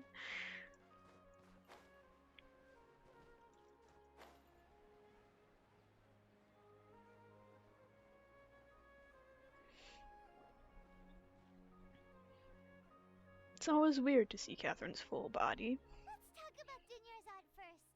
It's such a relief that she's alright. After we parted on the last day of the Sumeru's festival, I left the city and saw what the traveler had described. Among the countless dreams, I found one that was growing fainter and fainter. This proved my suspicion. Once Dunyarzad could no longer bear the Akasha harvesting her dreams, her consciousness began to dissipate. But this also meant it escaped the Akasha's control. Such a small fragment of consciousness can't last for very long, though. It will return to its original dream, where both will gradually fade until they completely disappear. Damn. I used all the power I had to keep her dying dream alive as long as possible. But it still wouldn't have lasted for much longer if it hadn't been for you two breaking the samsara. Yippee! We did something! So it looks like we did manage to save Dunyarzad in the end. Not a moment too soon. Huh? Why are you two smiling so happily? I thought you'd be so moved that you'd start crying. I need to spend more time observing human emotions. Emotions are weird. Everyone reacts differently. Yes, that one. Alright, you two must have a lot of other questions for me, right? After all, you saved my faithful believer. As your reward, I will answer any and all questions. At the Avidia forest, there was this incense that made the traveler fall unconscious and dream of a huge tree and a red sky. I barely remember that, but yes. You also heard someone's voice, right? It said world and forget me. Yes. Yeah, so you do know. We've been wanting to ask you what that was about, and if the red sky was related to Conria. It seems like the traveler established a connection to Irminsul. That was a message left by Greater Lord Rukkhadevata's residual consciousness in Irminsul. Perhaps her last memory before she died. As you two probably know, Greater Lord Rukkhadevata disappeared after I don't know the if I should have disaster seen in that Conria. then. The timings of these events do line up, so your suspicions are reasonable. A message from Greater Lord Rukkhadevata? We thought it was from King Deshret. King Deshret? That god who died even longer ago? Some present-day desert dwellers still worship him. You probably just heard some of their conspiracies. Okay, so what does the message mean?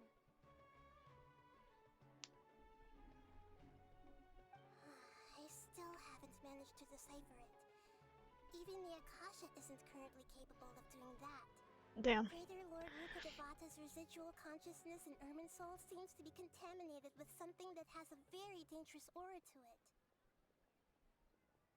Many devoted scholars go mad as soon as they connect their consciousness. I've warned the academia about this many times, but people still keep falling victim to it. But I believe this is the key to saving Irminsul. That's why I've kept trying to decipher it. So the tree in the vision was Irminsul? Oh, Tainari also said that Irminsul is sick. Is it because of the contaminated consciousness? Perchance. Even if you can't figure out what that vision was all about, it seems like our search for you was all in vain. The traveler wasn't affected after coming in contact with that consciousness. I've never seen anyone like that. With you here, we may have a chance at deciphering it. No, we must decipher its secrets. I've already eliminated all other factors that might affect Irminsul. This is the only one left. This puzzle has life and death at stake. It could determine Irminsul's fate, as well as Tibet's. I do kind of want to know. I'm a little bit curious. To be accurate, I'm using the Akasha as a medium to occupy Catherine's consciousness. That's terrifying. How did you do that? Poor Catherine. Does this mean you can also occupy other people's consciousnesses? Theoretically, Consciousness I can in enter this anyone's instance. mind as long as they're wearing their Akasha terminal. The Akasha is the legacy of Greater Lord Rukkhadevata.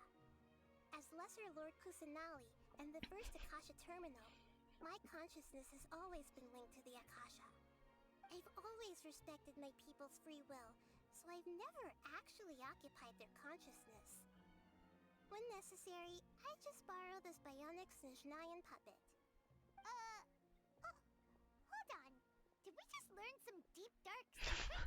So Catherine is... No wonder Paimon felt something was off about her. What about your own body? Why do you need to borrow other people's? Don't you live in the sanctuary of Surasthana? That story begins a long time ago. After Greater Lord Rukkhadevata disappeared, the sages found my newly born self and took me back to Sumeru. At that time, I was young and weak. The sages kept me in the sanctuary of Surasthana, ostensibly for the sake of protecting me. But I've hardly heard from them since. However, I do understand that they had hoped to find Greater Lord Rukkhadevata instead of me, a symbol of her passing. So, the sages basically put their new archon under house arrest? How dare they! That's a way to say it. Listen, Nahida!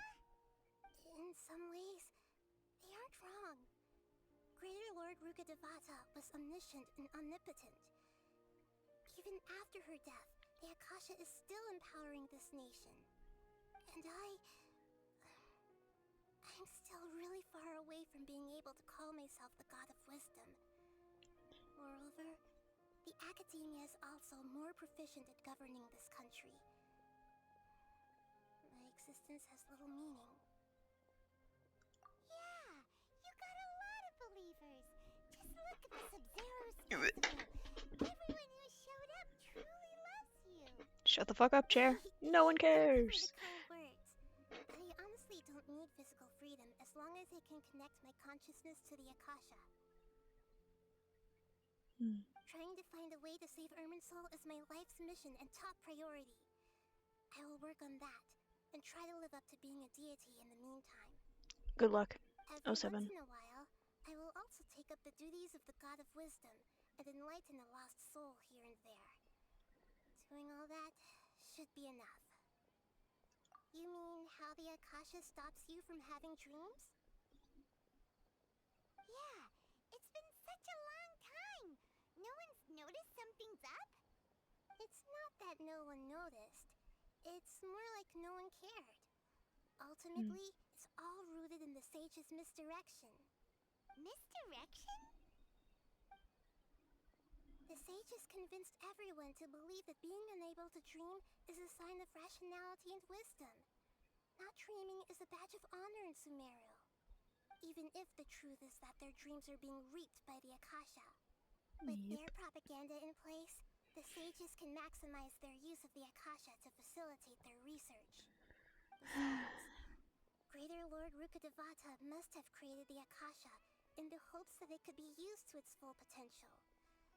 That That's why I've never come out strongly against this. Anyway, the perspective advocated by the sages drowned out any voices of doubt. By now, even those who never use Akasha terminals find it too shameful and embarrassing to talk about their dreams.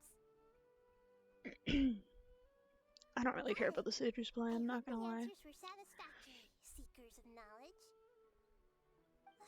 To be honest, maintaining Dunyarzad's fading dream took a lot of mental energy.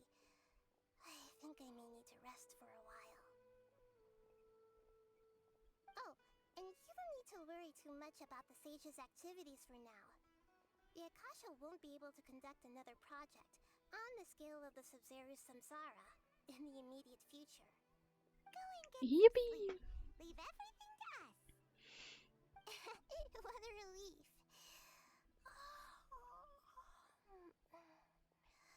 This is truly the most exhausting birthday I've ever had. How much time did pass? Traveler? Hi, Catherine. Why am I here? Do either of you know? Maybe you were sleepwalking. You know you can't wake up a sleepwalker.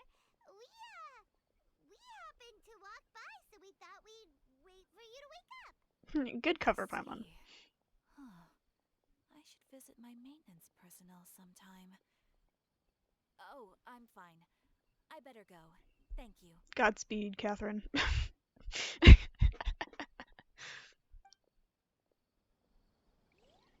spent quite some time in Sumeru City, but ever since we last said goodbye to Lesser Lord Kusanali, we haven't heard anything from her. Jesus Christ, that is a lot of new quests. Can't just keep waiting around like this. Let's go find Catherine and pick up some work so we can at least keep ourselves busy. Okay, yeah, give me a second. What's new? New.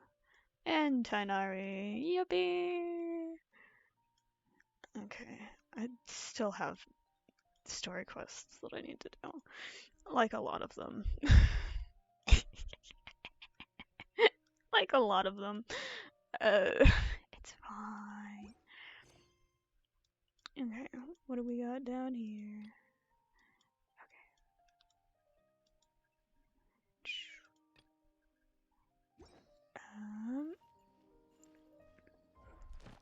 I love the little bell jingles. Gimme! Yippee! I don't need to teleport anywhere. Please let me claim my commissions. God damn it, I cannot. That's okay. Ad Astra Avisask. We meet again, you two. Hi, Catherine. Do you have any commissions for us today? Yippee! Missions, huh? Let me think. Oh, how about this? Please attend the Academia's Academic Symposium this afternoon and recite a love poem on A love poem? Wait, say what now? And if possible, please also use your camera to capture the reaction of the audience upon finishing the poem. Huh? What kind of commission is that? I see. It appears that you're not interested in this commission. You think? I don't write love poems. Please go to Port Armos and convince the Eremites there to spend some time volunteering at the local orphanage. Hey, that's not any better. I'm sure the mercenaries will have some interesting reactions as well. Paimon's gotta ask. Just who exactly has been submitting these commissions to the adventurers? It's herself, isn't it? Oh, the commissioner? Yeah. Well, actually, I just wanted to see the two of you in action. Was it so obvious? I was hoping you would actually take one of those commissions. That kind of chance to observe humans doesn't come by often. Ah, so it's Nahida. Paimon just knew Catherine wouldn't crack those kinds of jokes. When did you get into her head? From when she said, Ad Astra Abisask? So it's been you this whole time?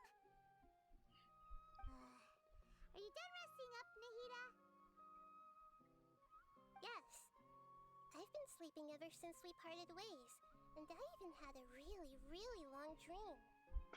And what did you dream about? Another dream about the Sumeru's festival, except it was a happy one. Oh, that's In nice. my dream, I was sitting in the middle of a flower terrace, and everyone in Sumeru City was holding hands as they danced in circles around me. They danced round and round, and everyone looked really happy. That's sweet. I also got to sit on a gigantic flower carriage.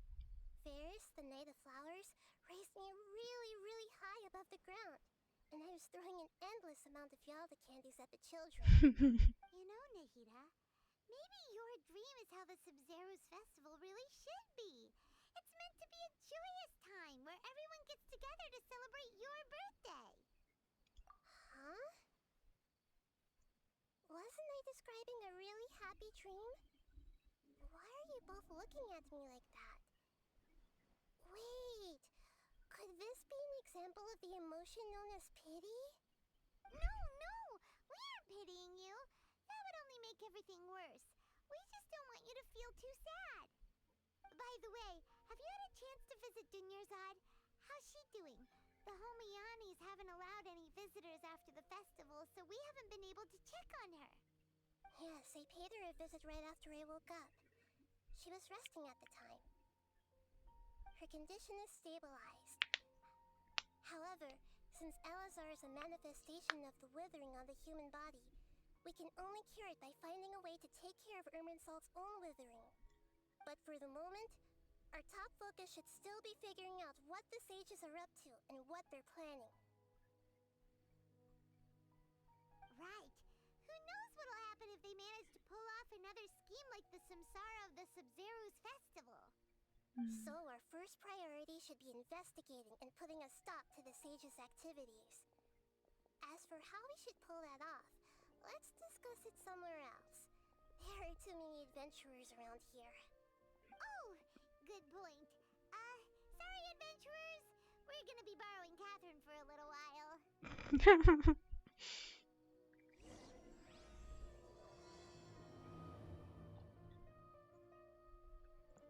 Should I be doing this right now, or should I not?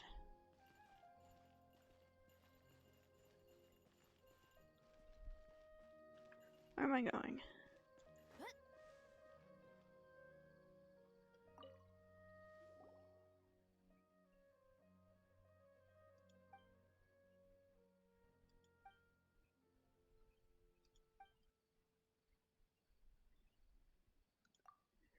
What did I do?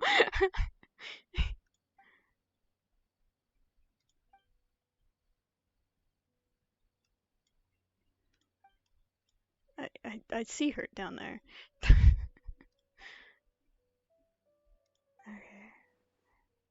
Is that a treasure trove? You just have to show up at the right place at the right time using the right method. You get the treasure.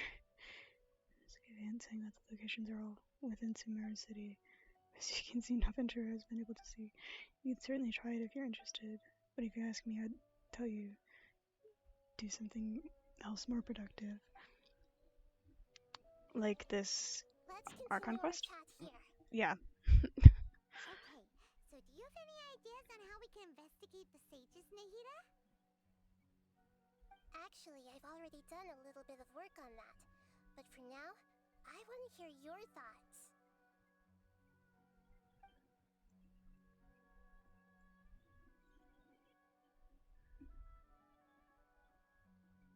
We're in the dark as of now. Since we still don't know anything about their goals, any rash move could tip them off and lead to terrible consequences. After all, every person in Sumeru City is one of their hostages. That's true. No way, that's too risky. You mean it'd be too easy to get caught? No, it's not that. We shouldn't involve innocent students in this. A single mistake could completely ruin their lives. That's fair. Doing that would be ignoring the safety of my people for my own selfish goals. How is that any different from what the sages are doing? That's a good point. Spoken like the god of Sumeru. I've already tried that, But all the key members of the Academia, even the core 30 guards, intentionally avoid wearing their Akasha terminals.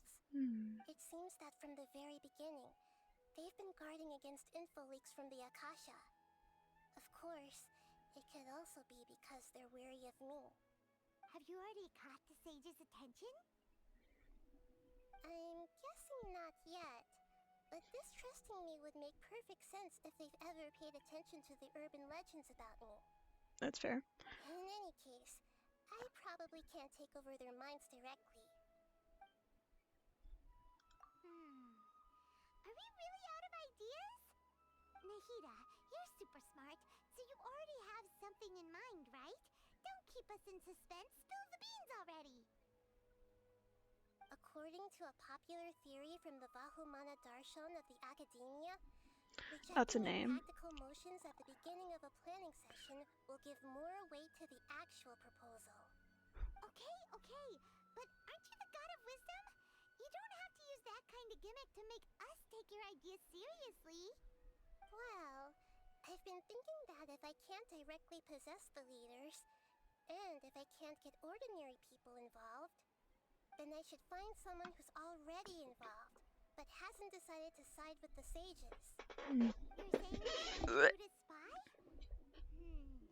That does sound like it could work.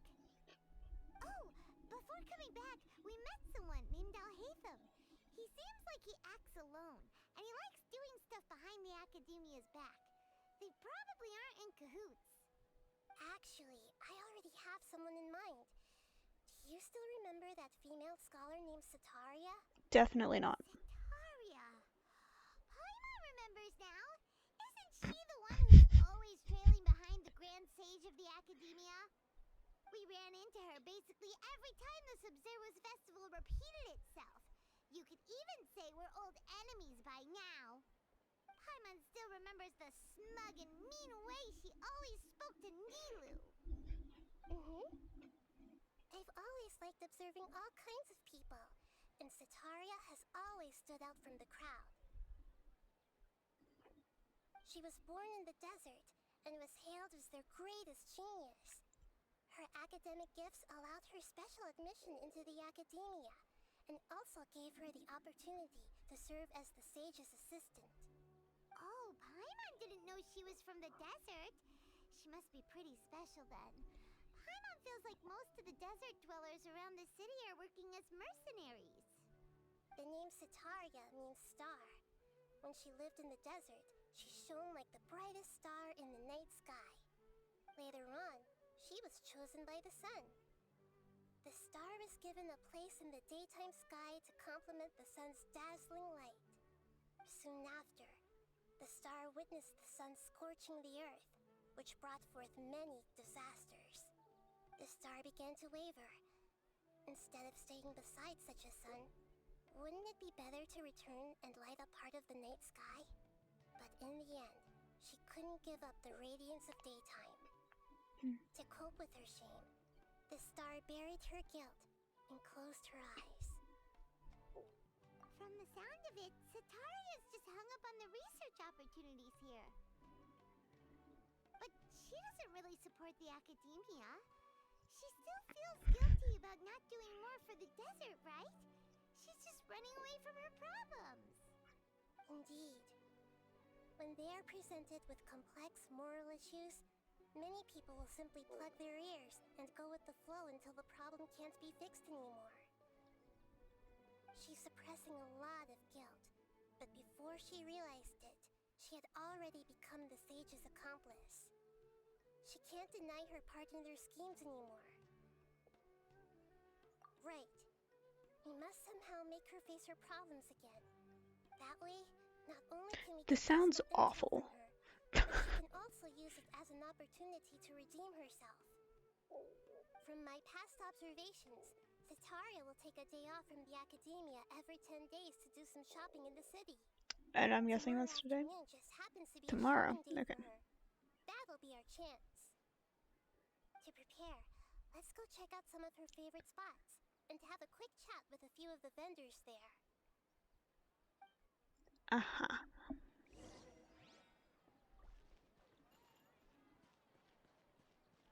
Damn, she really gone. Where the fuck am I going?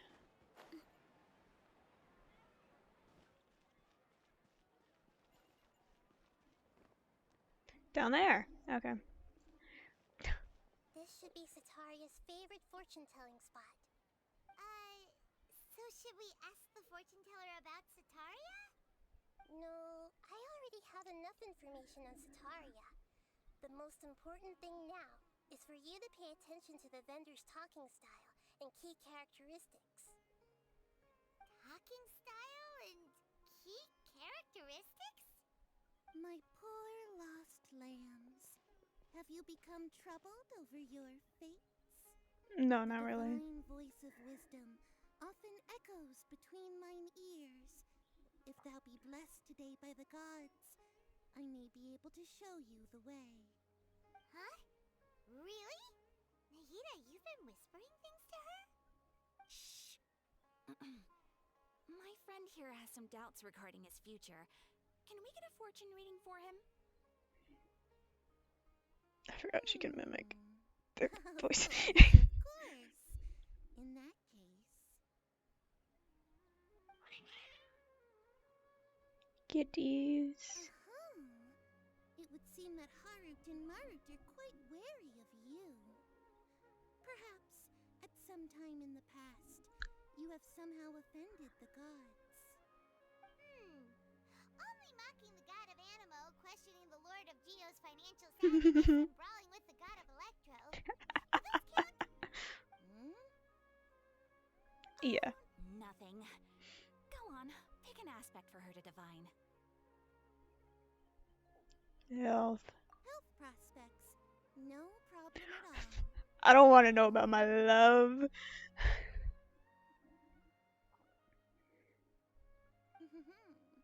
The gods have spoken. The truth shall be revealed. Your life shall continue on for...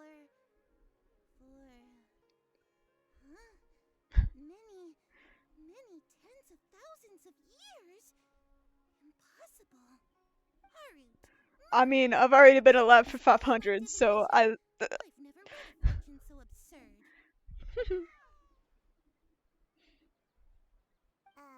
Actually, Paimon thinks this is probably the most accurate fortune-telling you've ever done. I admit that the orientation of today's celestial matrix is, suboptimal. As such, there will be no charge. Damn. So, well, that can't be helped. If you were to bring some food offerings for Harut and Marut on your next visit, perhaps they could help you reverse the wheels of fate. I'll just give them fish anyways. I love kitties.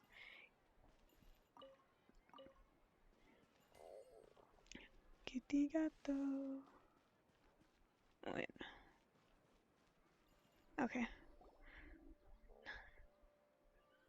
Is this another one of Sataria's favorite stalls?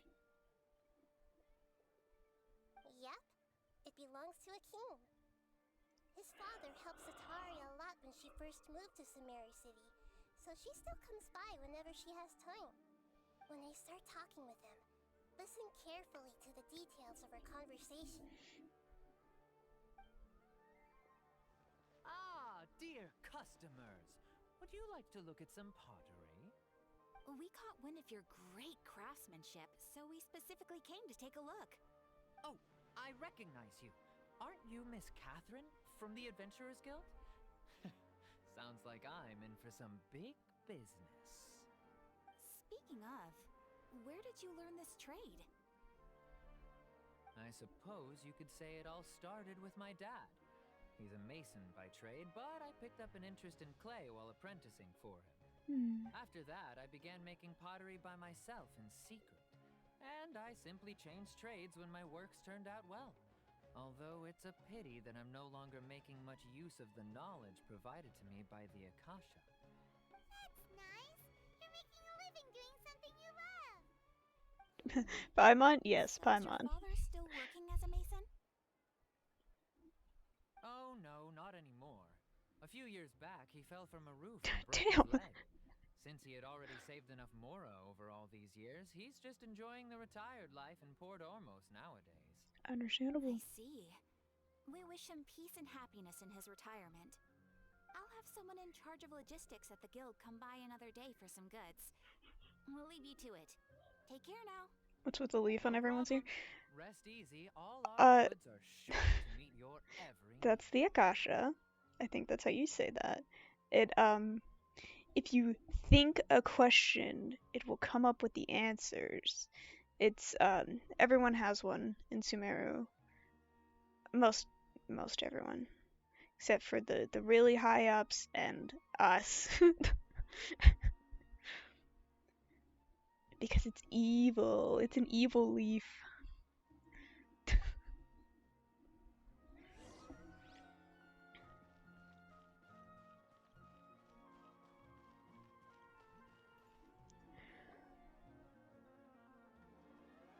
This should be our final stop. Sataria's always thinking of this restaurant when she's working at the academia, so she always comes by whenever she's out in the city. Nahida, you've really thought of everything. It's my duty to protect Sumeru's citizens, after all. Hi there. I feel like I've seen you down by the docks before. Huh? Daily, did you say evil leaf in the wrong chat? Or did you mean to put that in course chat? You were having a discussion with someone about shipbuilding at the time. Ah, that's right. I've always been really interested in feats of marine engineering. After all, I grew up in Liyue Harbor and spent my entire childhood staring at the ships going in and out of the port. I came to Sumeru to study, but failed to make it into the academia due to my lack of talent. But I'm still discussing all kinds of problems with different scholars, and I'm continuing to study and perform research from the restaurant's basement. I think they're talking I'm sure I'll get into the academia after about the next round of exams. your pieces. What Can't an remember that. admirable spirit for learning. Yeah, Amazing. I know. Sure, but you'll find hardworking people wherever you go. So this restaurant has a basement as well? Huh. First I've heard of it. That's right. It's not usually open to patrons. Most of the time, employees use it for breaks or to hold private events. I see. Guess that makes sense. Well, good luck with your studies, Miss Chishan. Thank you so much. As long as I can make it into the academia as an official student, I'll be happy.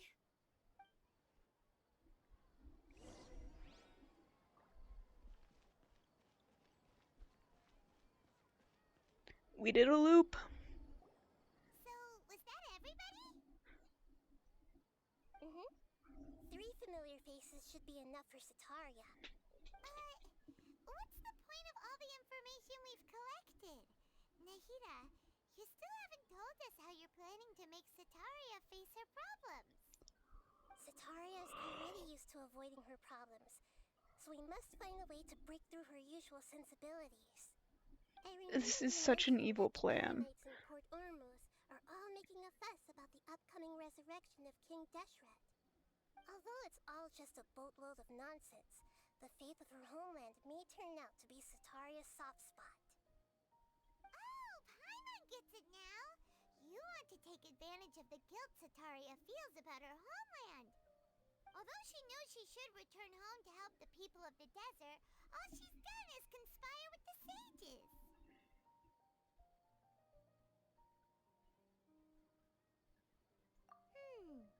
So, how do we set that up? Well, King Deshret is long gone, and Sataria is also too smart to fall for any simple tricks. If we simply engaged her under the guise of King Deshret's believers, she would definitely be weary of us, and we may not get anywhere. But if we were to borrow some of her close acquaintances to talk with her, her reaction would probably be very different. So, you mean you're going to possess those people we just talked to? Yep. Possess them through the Akasha. Imply they've already converted to the faith of King Deshret, and then convey our made-up will of King Deshret. As long as everything goes smoothly, we'll get through to Sataria for sure. She'll never guess that we had anything to do with it.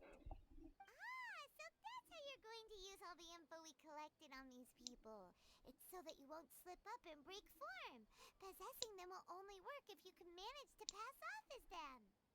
Exactly. So, best of luck with impersonating them. Huh? Best of luck? But we don't know how to possess anyone. That's no problem at all. I'll just share all their senses with you once I've possessed them. Oh god. As long as you're also wearing an Akasha terminal, the effect will basically be as if you've possessed them yourself. Huh. That is pretty convenient. But why does he have to do this? Can't you do it yourself? Although I've been observing humans for a while, I've never been good at imitating them. You're not wrong. It's always been painfully obvious whenever you try to pass as Catherine. I'll try. If it was at all possible, I would have preferred to leave these people alone. But seeing how things are now, I probably should just accept it and push on. Yeah, don't beat yourself up over it. We're only doing this to help everyone, and we'll only be borrowing them for a little while anyway. Alright, then let's give it a go tomorrow afternoon. Okay. I have a feeling I'm gonna fail at this.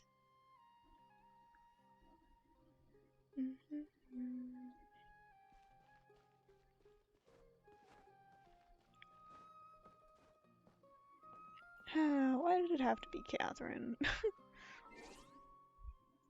Hang on.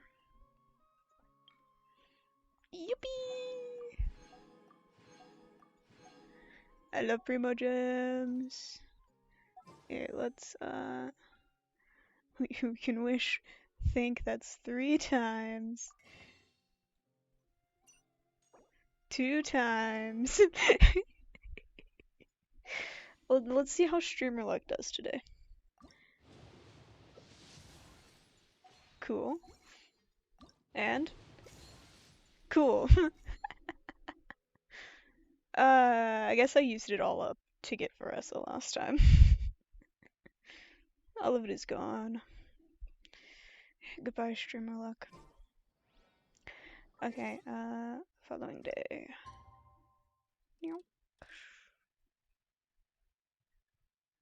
Wait.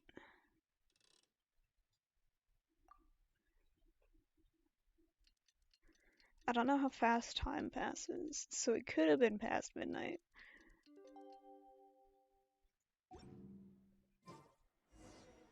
It wasn't.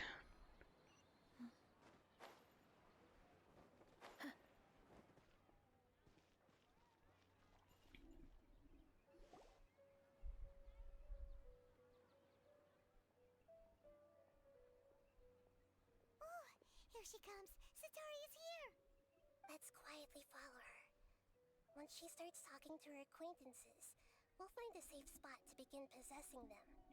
As for how we'll sway her to our side, I'll leave that to you.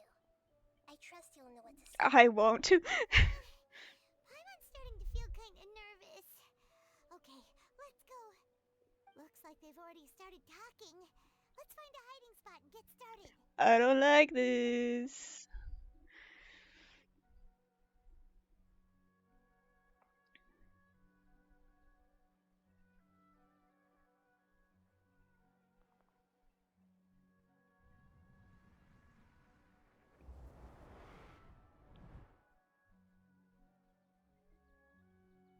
Oh god. That's right. You really can't force anything when it comes to love. And besides, everyone around me has a very different background and outlook. I don't. Are you still listening to me, Nabia? Oh, of course I'm listening. You were talking about troubles with your love life, right? I heard everything you said. Okay. Convincing. Then. You just seemed a little distracted for a moment there. Strange. Your cats seem pretty worked up. Is something wrong? I always thought they were quiet, happy kitties. Oh, What are their names again? God, I don't fucking remember. Hang on.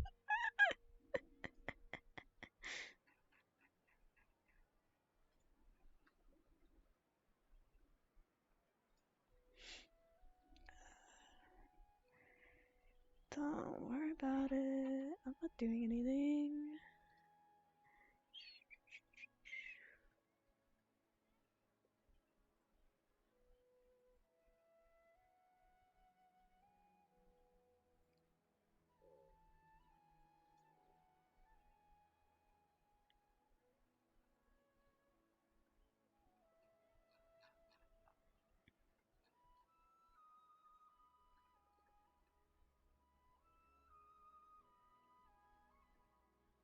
Hmm.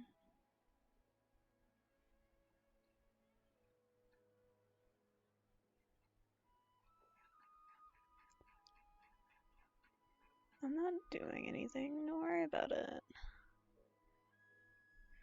Hang on.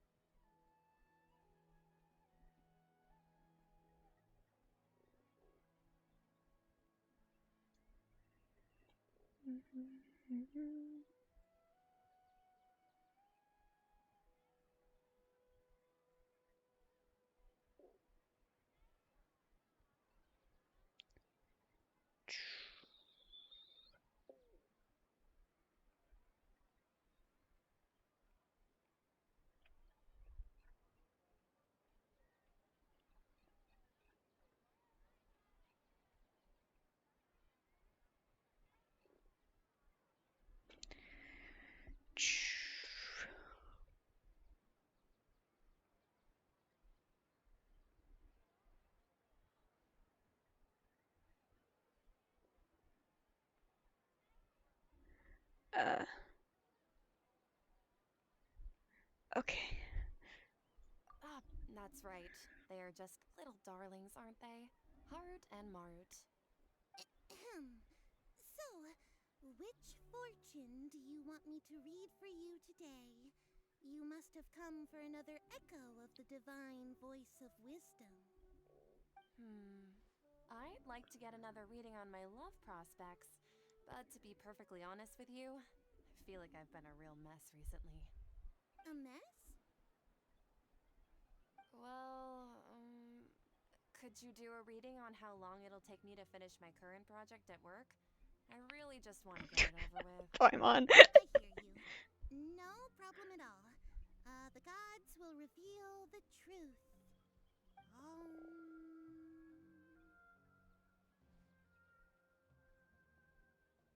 The gods are asking, Sitaria, why haven't you gone home? Why haven't I gone home? Do the gods really know everything I've been thinking about? Sitaria, why don't you just go home? It's a demand now instead of a question. The gods seem to be truly upset. Aether's pretty good at this. I'm sorry. I know I failed the gods. Please pass on my most sincere apologies and ask for their divine forgiveness. And if I may ask, Nabia, is there a specific god who's speaking to you right now? Nope. It's me.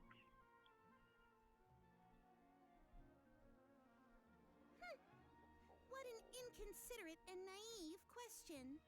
The god who is speaking to me is, of course, the wisest and mightiest of all, King Deshret. King Deshret? No wonder he would make such demand of me. Wait a second. King Deshret passed away a long time ago. Even though news of King Deshret's resurrection has been spreading like wildfire, it's all just a misinformation campaign from the academia. How can King Deshret still exist in real life? What insolence! I am King Deshret's most loyal believer. Do you wish to refute his voice of wisdom? Oh, no. As a child of the desert, I am only reveling in his power upon learning that his divine glory has touched even this city.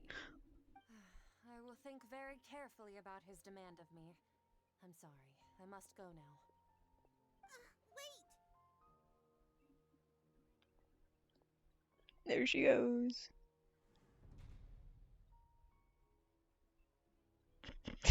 Damn, the side eye. Whoa! She just ran off in a hurry. She looked pretty upset, too. Well done. Sataria didn't seem to suspect anything amiss. To have something she's been trying desperately to avoid show up out of nowhere and berate her, that must have shaken her to the core. Aw, Nahida, it seems like you understand I love the little emotions stuff in the better than most. background. All I know are some abstract Harabatot theories. And in any case, my time with you has shown a lot of them to be utterly useless. I'm still trying to make sense of everything. Anyway, enough of that. Let's hurry and catch up to Sataria. He's out of cubes now. Right on cue. Let's get ready to possess him right away.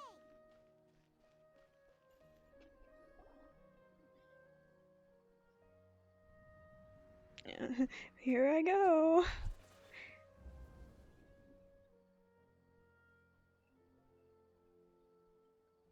It's okay. I just got caught up in something. Oh, actually, didn't you ask me to help you look for work? What kind of work were you looking for again?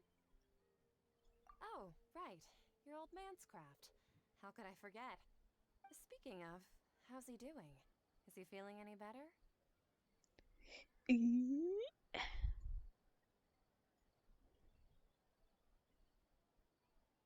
Oh, that's good to hear. I have been thinking a lot about him. If I could get some more time off, I'd love to pay him a visit.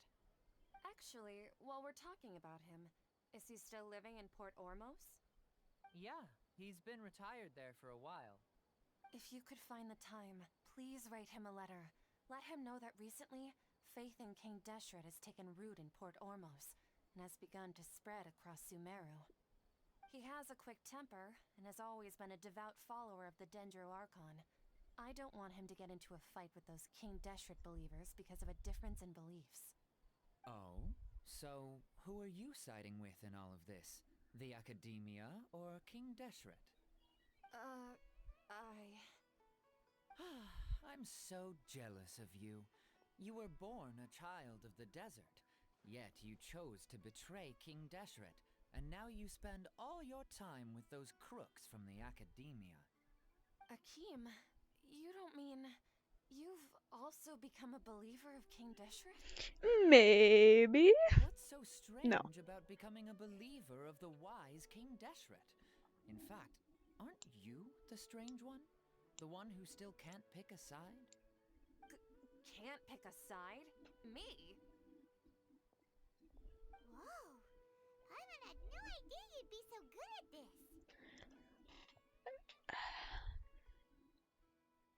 You really zeroed in on the issue and put it right in front of her. It might feel a bit overwhelming for Sataria. But once everything is over, I'll be sure to pay her a visit to her mind and explain everything. Anyway, let's keep going.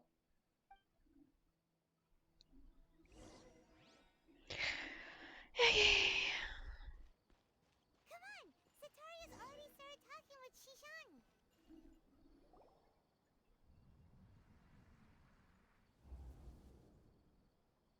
So, Shishan, have you noticed anything weird in the city lately?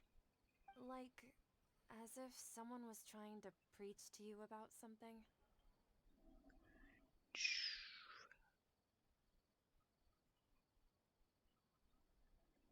Oh, right. Speaking of strange things, I celebrated the Sub-Zerus festival so many times that I lost count. That was really weird. Wait, how could you be aware of that?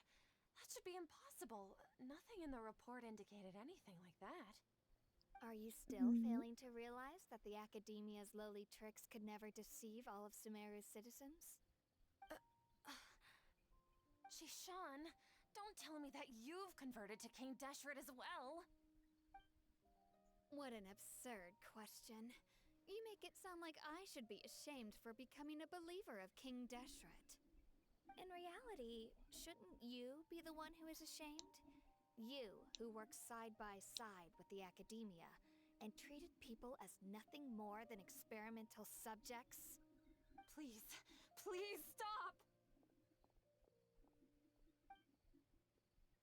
Even now, Sataria's still trying to run from her problems. I probably pushed too hard. She can no longer justify everything to herself.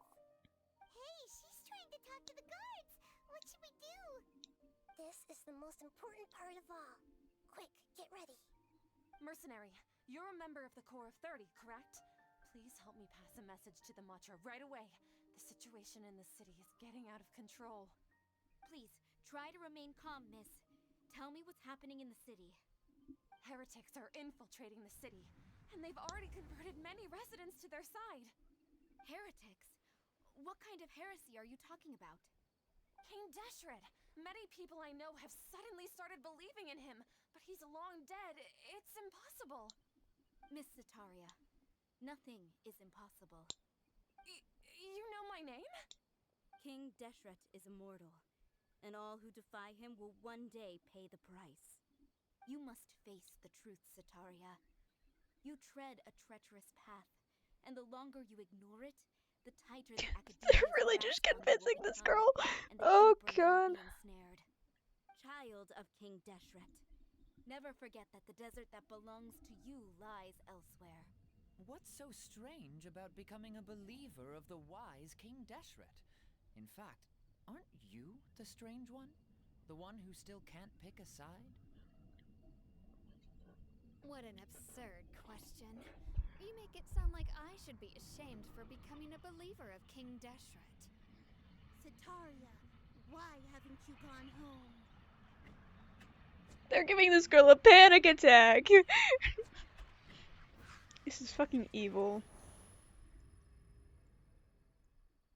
It seems that no matter where I run, I only keep finding more believers of King Deshret. I have to say, this is a familiar feeling. I've also been running from my guilt this whole time. Guilt over my part in the sage's plans, and from ignoring the letters from the children of my homeland. But no matter how much I may try to ignore or get rid of it, my guilt always comes back. You won't necessarily lose your research opportunities by facing the truth. Besides, did you really want to conduct your research while carrying such heavy feelings of guilt? How do you know me so well? Are you truly just a believer of King Deshret? Or are you the god himself? That's not important. The important thing is to pass judgment on the academia and its sages, and to correct their mistakes. If you could provide some assistance in this matter, perhaps it could serve as a form of atonement. I've actually never believed in the gods, but I've always believed in serendipity.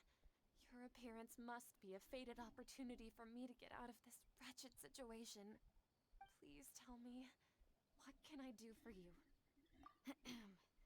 How much do you know about the sage's current activities? I was just one of the designers for the masked dream harvest scheme, which is what happened around the Sumeru's festival. But I know very little about the full scope of the overall project. I'd assume that only staff with the highest clearance would have access to those confidential documents. I've just been working to meet the Grand Sage's specified requirements. However, there's something that's been really bothering me.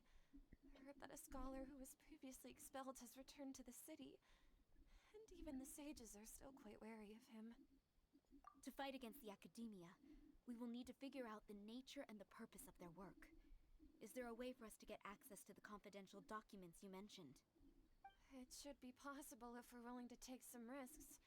After all, I'm an assistant to the Grand Sage, and I've been working on many tasks outside of the project. One thing, though, I won't be able to transfer the documents to you through the Akasha once I get my hands on them. The sages have always closely monitored all activities within the Akasha. Let me see. Let's use the most primitive method. Send someone to pick up the documents tomorrow evening at the Academia entrance. The Academia entrance. Wouldn't that be too conspicuous? Don't worry about that. I assure you, this won't be a trap. I'm only suggesting this location because it'll draw more scrutiny for me to leave the Academia again. It'll be safest for me to distract the guards long enough to hand you the documents. All right, I trust you. So, if I were to successfully complete this task, would it mean I've atoned for my wrongdoings? That'll depend on the judgment of the Dendro Archon. The Dendro Archon. That's right. Her people are the ones we have endangered. As the god of wisdom, she's also the one responsible for judging and guiding the scholars. Maybe it's time for me to find a god to believe in. Do it. Just as Nahida predicted, we've managed to bring Sataria to our side. The Traveler's execution was ingenious. He's the one who deserves all the praise. Well, Yippee! now that we've made plans to meet again tomorrow evening, all we can do is pray for Sataria's mission to go off without a hitch. Pray? But if we're going to pray to the gods, aren't we just praying to you? God of wisdom and guardian of the scholars? No. The truth is the true guardian of scholars. I've always believed that. Anyway, let's meet again tomorrow evening at the Adventurers Guild.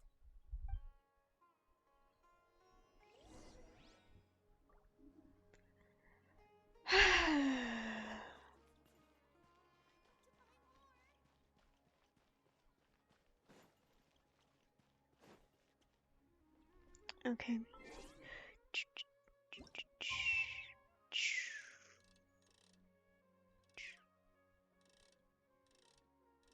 No, yep. It's an 18, right?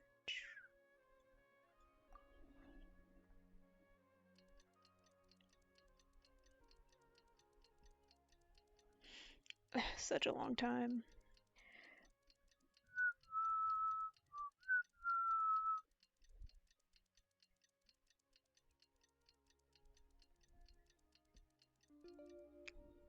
There we go.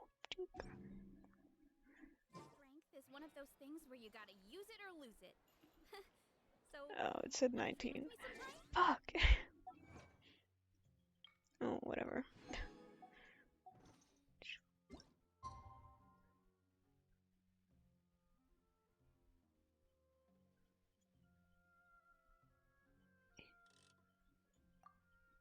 There we go.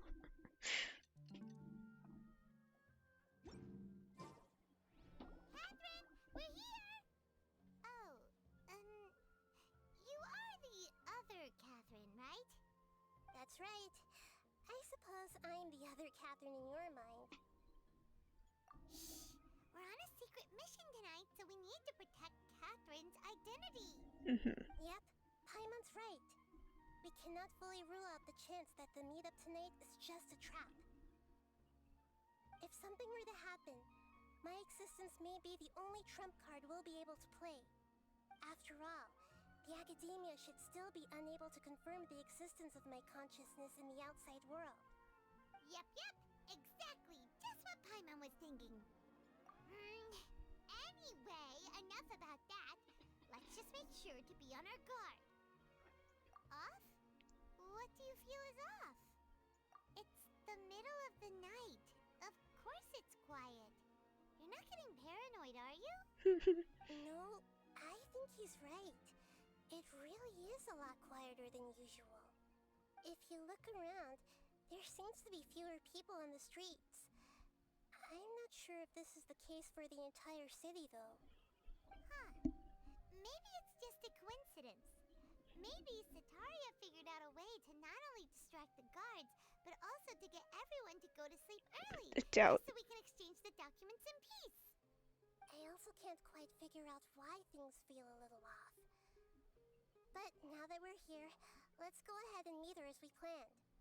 Well, regardless, as long as you're here with us, Paimon feels a little safer. I don't. Definitely not. Huh. There really aren't many people out right now. There's no I was one. hoping to be There's a less few quiet in people front over of the there. academia, and that Sataria managed to distract all the guards.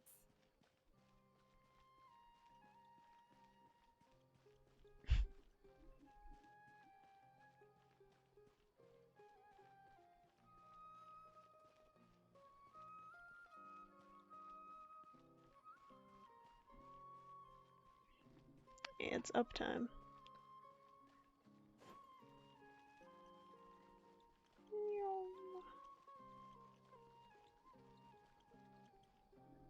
I don't like this. Oh god.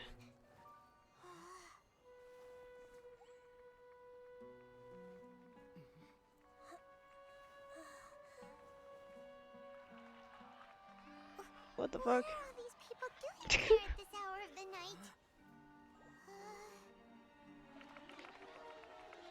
night? Ah, the triumphant hero returns at last. And to a rather spectacular welcome, even if I do say so myself. You're the outcast, expelled from the academia. Indeed I am. Although these days they tend to call me the Doctor. Oh. If you're looking for your researcher friend, she has already been taken into confinement. With some basic caution, she could have discovered the listening device on her person. Clearly, she lacks the degree of rigor expected of a true scholar.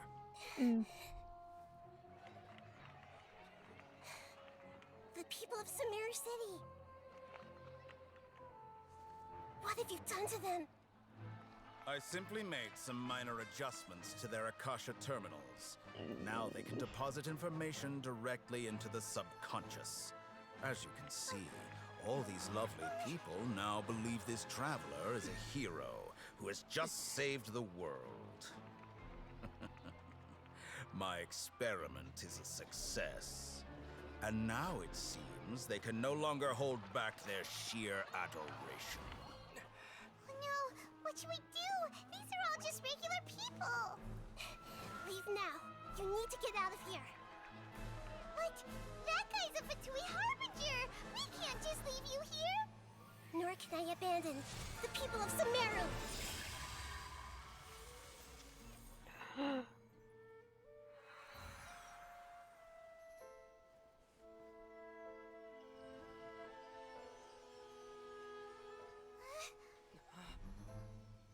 Don't worry. We'll meet again outside of the city. Oh, sure. I see. You appear to have overridden their mental faculties with your own consciousness. To possess such a powerful mind, you must be the god of wisdom. Why is he kinda...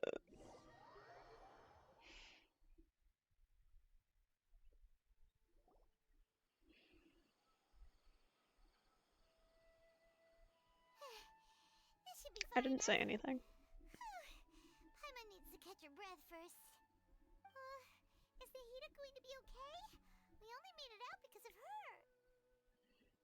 Paimon wasn't counting on running into a new Harbinger here, let alone such a high-ranking one.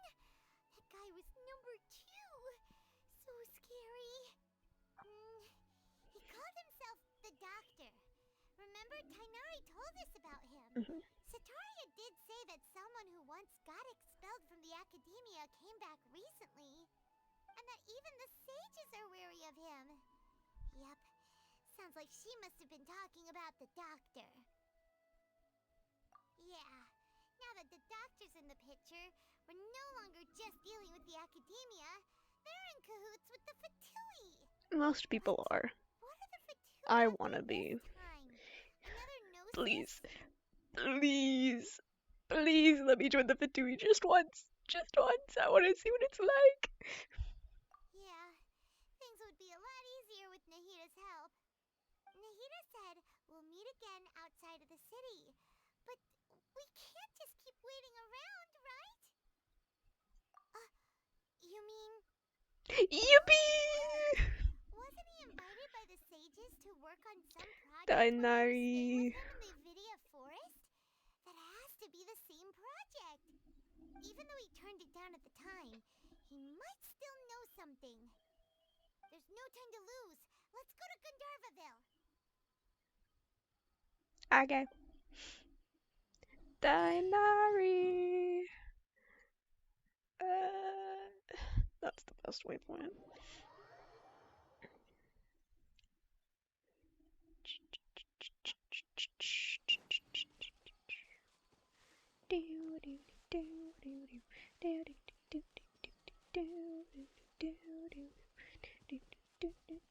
Hey, hey, what the heck? Back on track. Meow. Hold it right there. A blonde-haired traveler and a floating fairy. We've got you, all right. Take a look around. You've fallen right into our trap. I can take you. Are you mercenaries from the Corps of 30? Did you come here to arrest us? Corps of 30? We're nothing like those government lapdogs who don't even get scraps for their work. We are an elite brigade that commands the highest commission rate in all of Sumeru. We're here on the orders of a client known only as the Outcast. I see. The outcast? An outcast from the academia? But why wouldn't the doctor just send the Fatui after us? Still wasting time on idle chit-chat. We'll shut you up soon enough. Sure you will. Get them! Let me at him! Let me at him! You're up, traveler! Yippee! Following order. New punching. Heads up! Hero incoming! One with the force.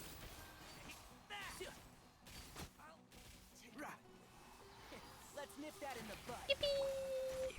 Kapow! Charge! That's close enough. New punching bag. Heads up! Justice o'clock!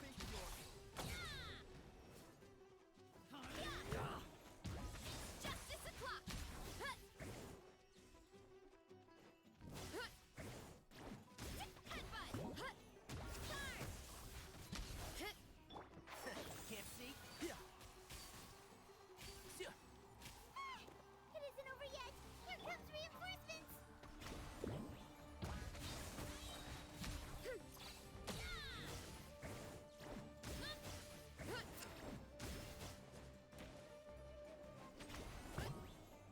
Hero incoming! One with the force.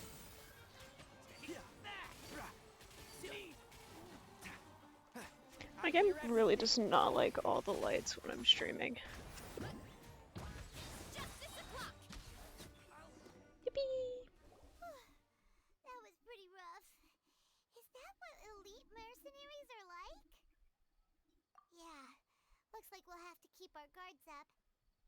Yeah, that's not a problem. This doctor guy seems like a pretty tough opponent.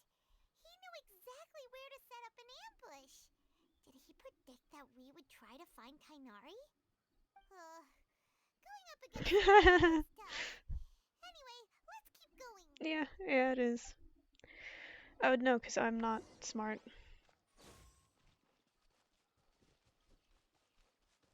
Puppy.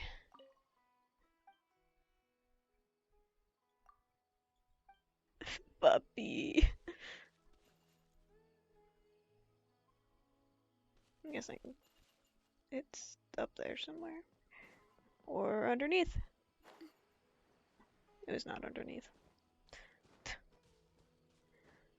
Meow.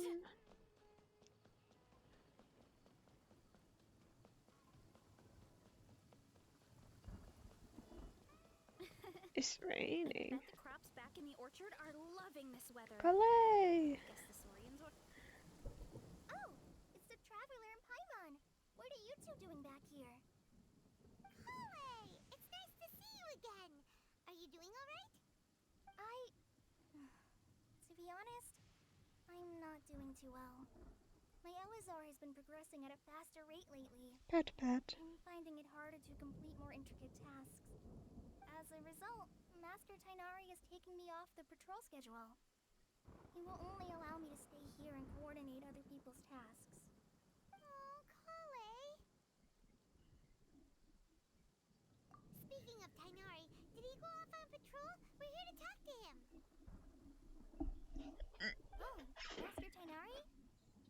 the Avidia forest a little while ago.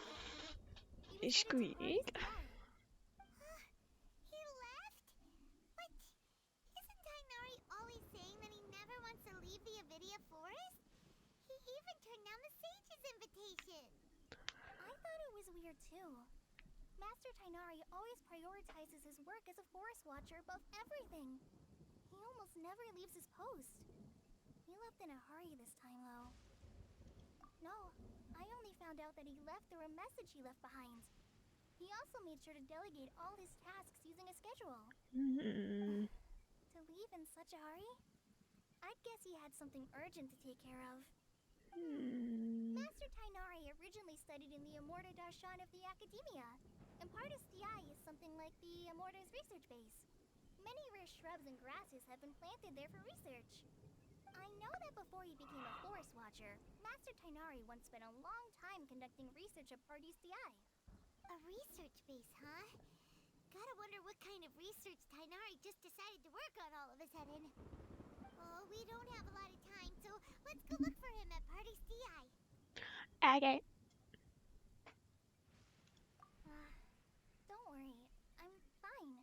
I'm used to living with Elazar by now. If you run into Master Tainari, please send him my regards. Got it. Yes, ma'am. See you later, Kale.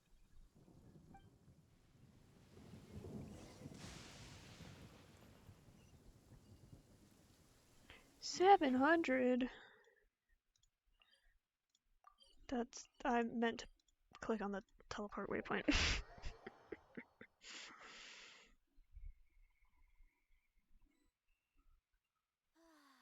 So nice and warm. Hello. Wait, look who it is! Catherine. Thank goodness you're okay. We were so worried about you. Hey, this was supposed to be a touching reunion, but you're ruining the moment. Actually, it's very smart of the traveler to be wary of me right now.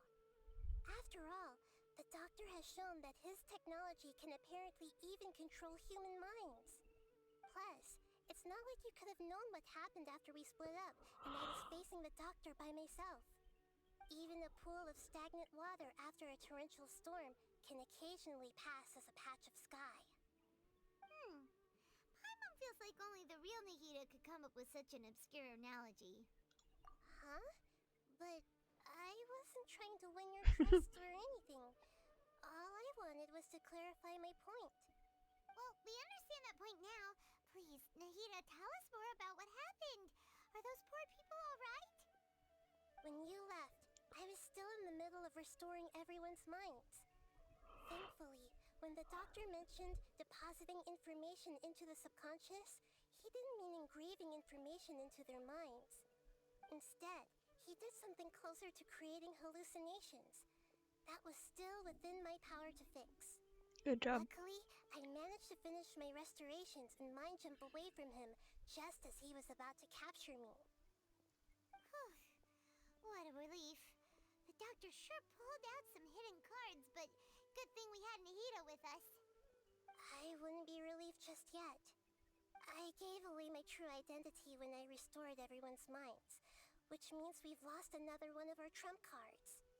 Also, the doctor is already an expert at modifying Akasha terminals. Maybe it's only a matter of time until he captures my consciousness inside the Akasha. Would that mean you'd no longer be able to jump between minds? Then how do we stop him? He's still at the Academia, so it's possible he already started messing with the Akasha. Ugh. It feels like he's toying with us. What a nasty piece of work. Plus, the doctor's combat ability alone is apparently enough to make him worthy of being number 2 of the Fatui. We shouldn't give up hope just yet. Let's try to find another way to attack this problem. Actually, Nahida, how did you know we were trying to get to Pardis Dii? Have you been waiting for us? Yes, I have. I can see the traveler's elemental energy, so I deduced your destination by looking at the direction you were I moving. teleported. You didn't come here for sightseeing, right? Did you find any leads? We're looking for a scholar we know. His His name is Tainari, and the sages once tried to reach out to him. Why don't you come inside with us and see what we can find? Okay, let's just hope we won't get him into trouble. Surely not. No, we definitely will. Never mind. Trouble kind of follows us. But surely he won't mind. See, he's right here.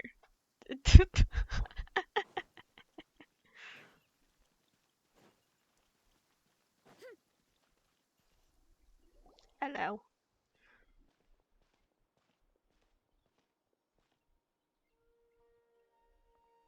Traveler? Ah. It is you! Ah, it's Hypatia!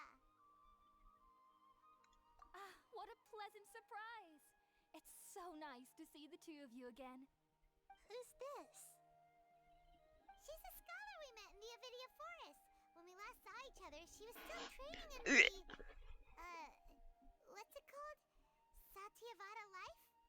Oh, I see. That's right, we're old friends. You've come at just the right time. Ever since I've come here, hardly anyone has even talked to me. Hypatia, you're way too excited about this. Actually, for you to leave the Avidia Forest means... you're not in training anymore?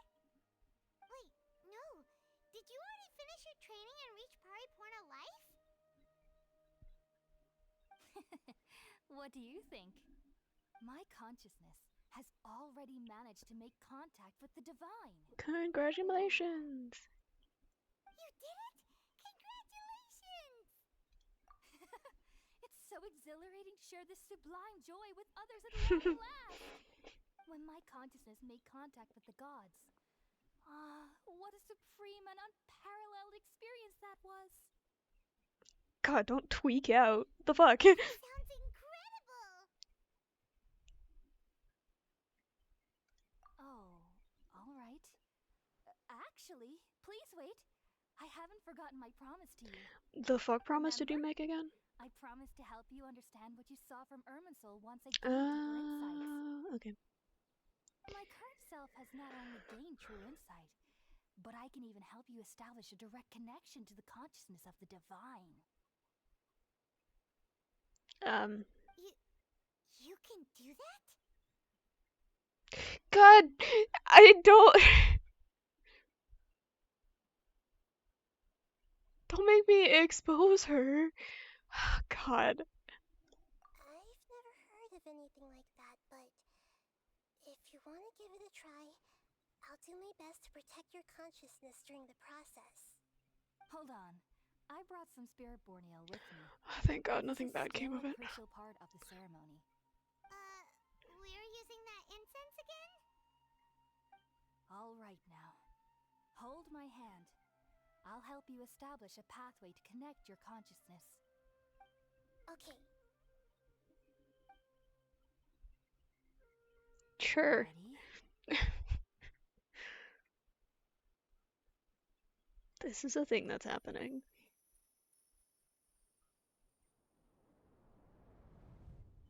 Back to Fever Dreamland. It took 3 betrayals for me to finally understand. The world is just an elaborate tapestry of lies. My fury will never be quelled. The first to betray me was a god. My creator. My mother. Valuing strength above all, she saw no worth in me and I was discarded. The second was a human. My family. My friend. Consumed by fear, he saw me as an abomination. The third was one exactly like me. A hope for the future. A fledgling barely out of the nest. Oh. Months before his mortality, he broke his promise to me. Sorry, that last one hurt. Can't be trusted. And the gods fill me with pure loathing. So I said good riddance. I denounce the world and laugh in its face. My chest will never again be defiled by worldly filth. I will scrub away every last trace of human emotion. Then it will be empty, a blank slate, and ready to receive a supreme gnosis, brimming with pure divinity. This is not what I was expecting from this. There is no need to I fear. wonder. The pain will be brief. Your era is coming to an end. Mm-hmm.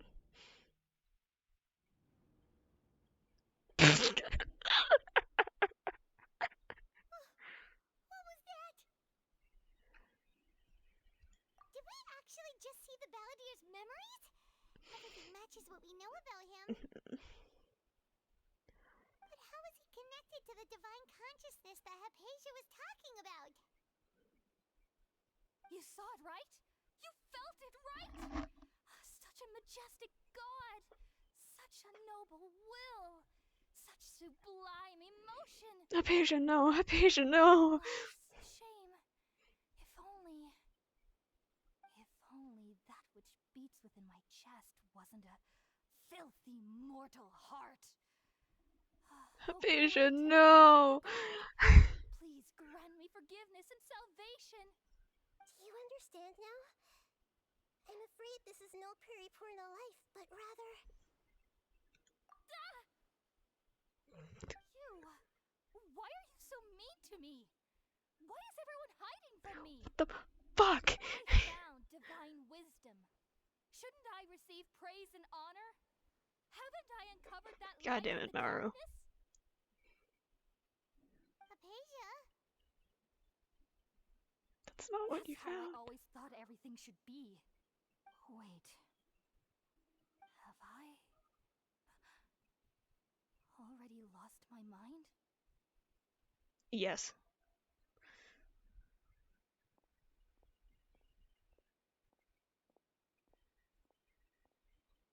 Bye, Hypatia. Wait, something isn't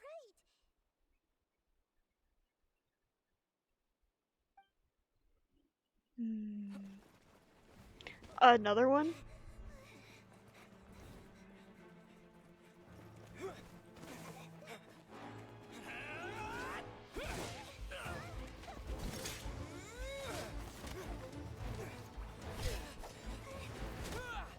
Ember got moves.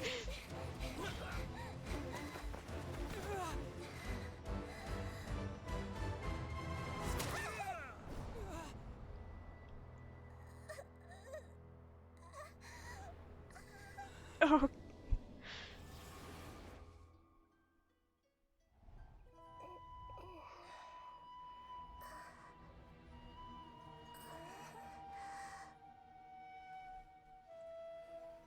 Oh boy.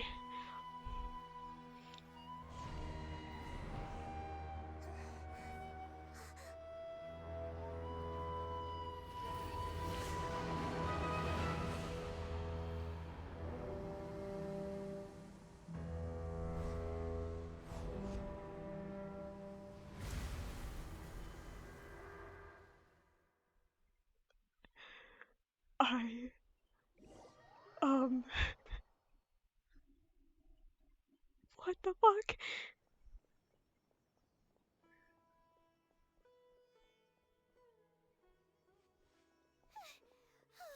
Okay, we finally lost him. Are you okay, Nahida? Wait, no. Something feels different. You're back! Oh, the traveler's back? Oh, yeah, what the fuck just happened? For a while. It seemed like she jumped over to you as an emergency measure right before the cavern puppet was destroyed. After that, Tainari heard the commotion and came over. He helped us defeat the mercenaries and then he ran with us all the way here. What? You swapped places? You mean your consciousness also went into Nahida's body? Mm-hmm. Wait, then where is Nahida's consciousness? Where is she now? Probably back in her body. I never imagined that an individual's consciousness could be transferred around like this. Had I not seen it with my own eyes, I would have never believed it.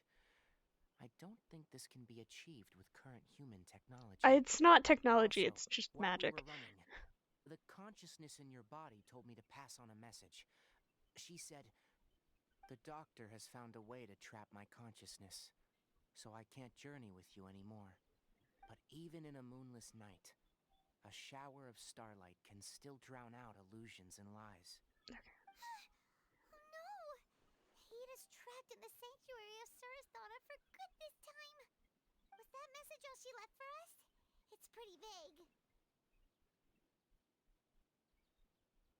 Oh, that makes sense. Since the doctor captured her, she won't be able to say anything without him knowing. She's being extra careful. Even in a moonless night, a shower of starlight can still drown out illusions and lies. Huh. Paimon knows the moon illusions and lies are from the alchemical divination at the Sub-Zeru's festival. Didn't Nahida use a starlight analogy before? It had something to do with Sataria.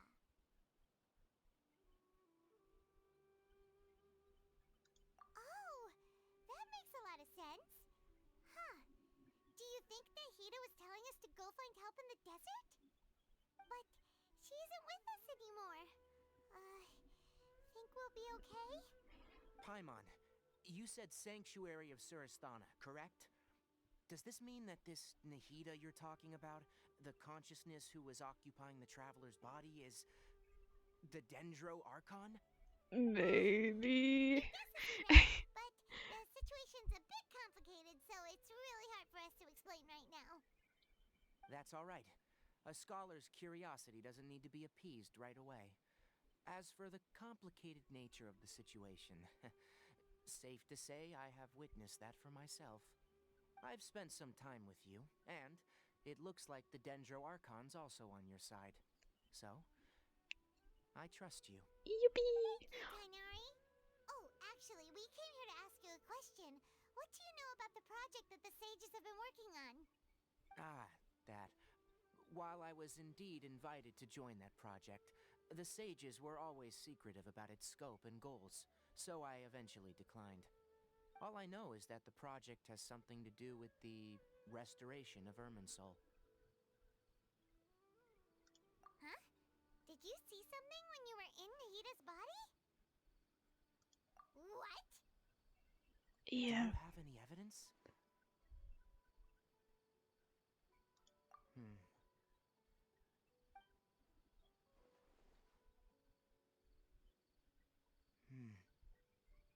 So that's what happened.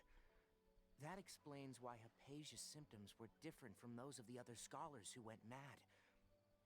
It's because she made contact with the consciousness of a new god who is still in the process of being born.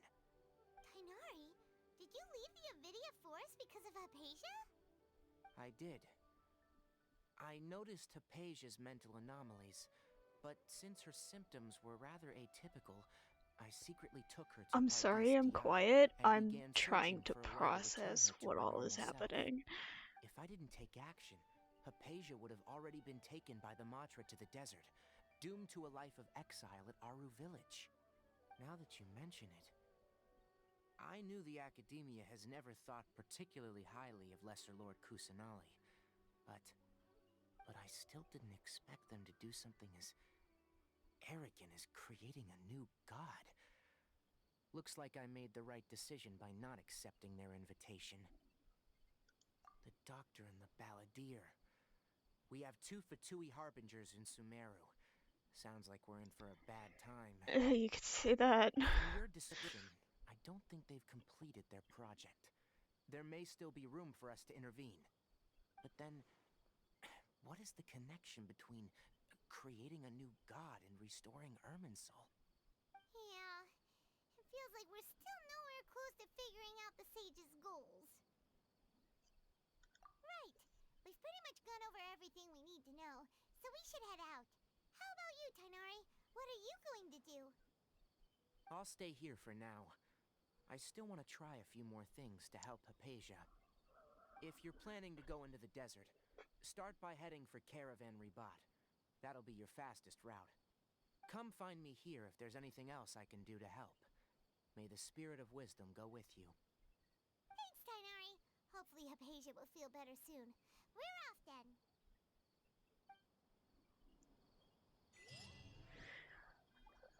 Speaking of off, I think I need to get off and stop streaming. It's been almost 5 hours. um,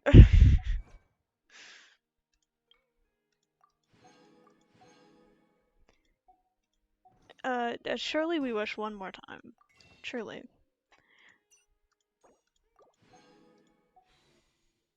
Ocean. Nope. Oh well. Thank you for hanging out, everybody that did. We're gonna raid Core because Core is live. He's playing Repo with my people, so.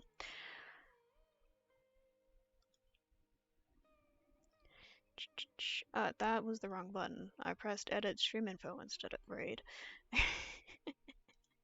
Autoing. Have fun with Core. He's very silly. He's a very silly man. Just give me 10 seconds.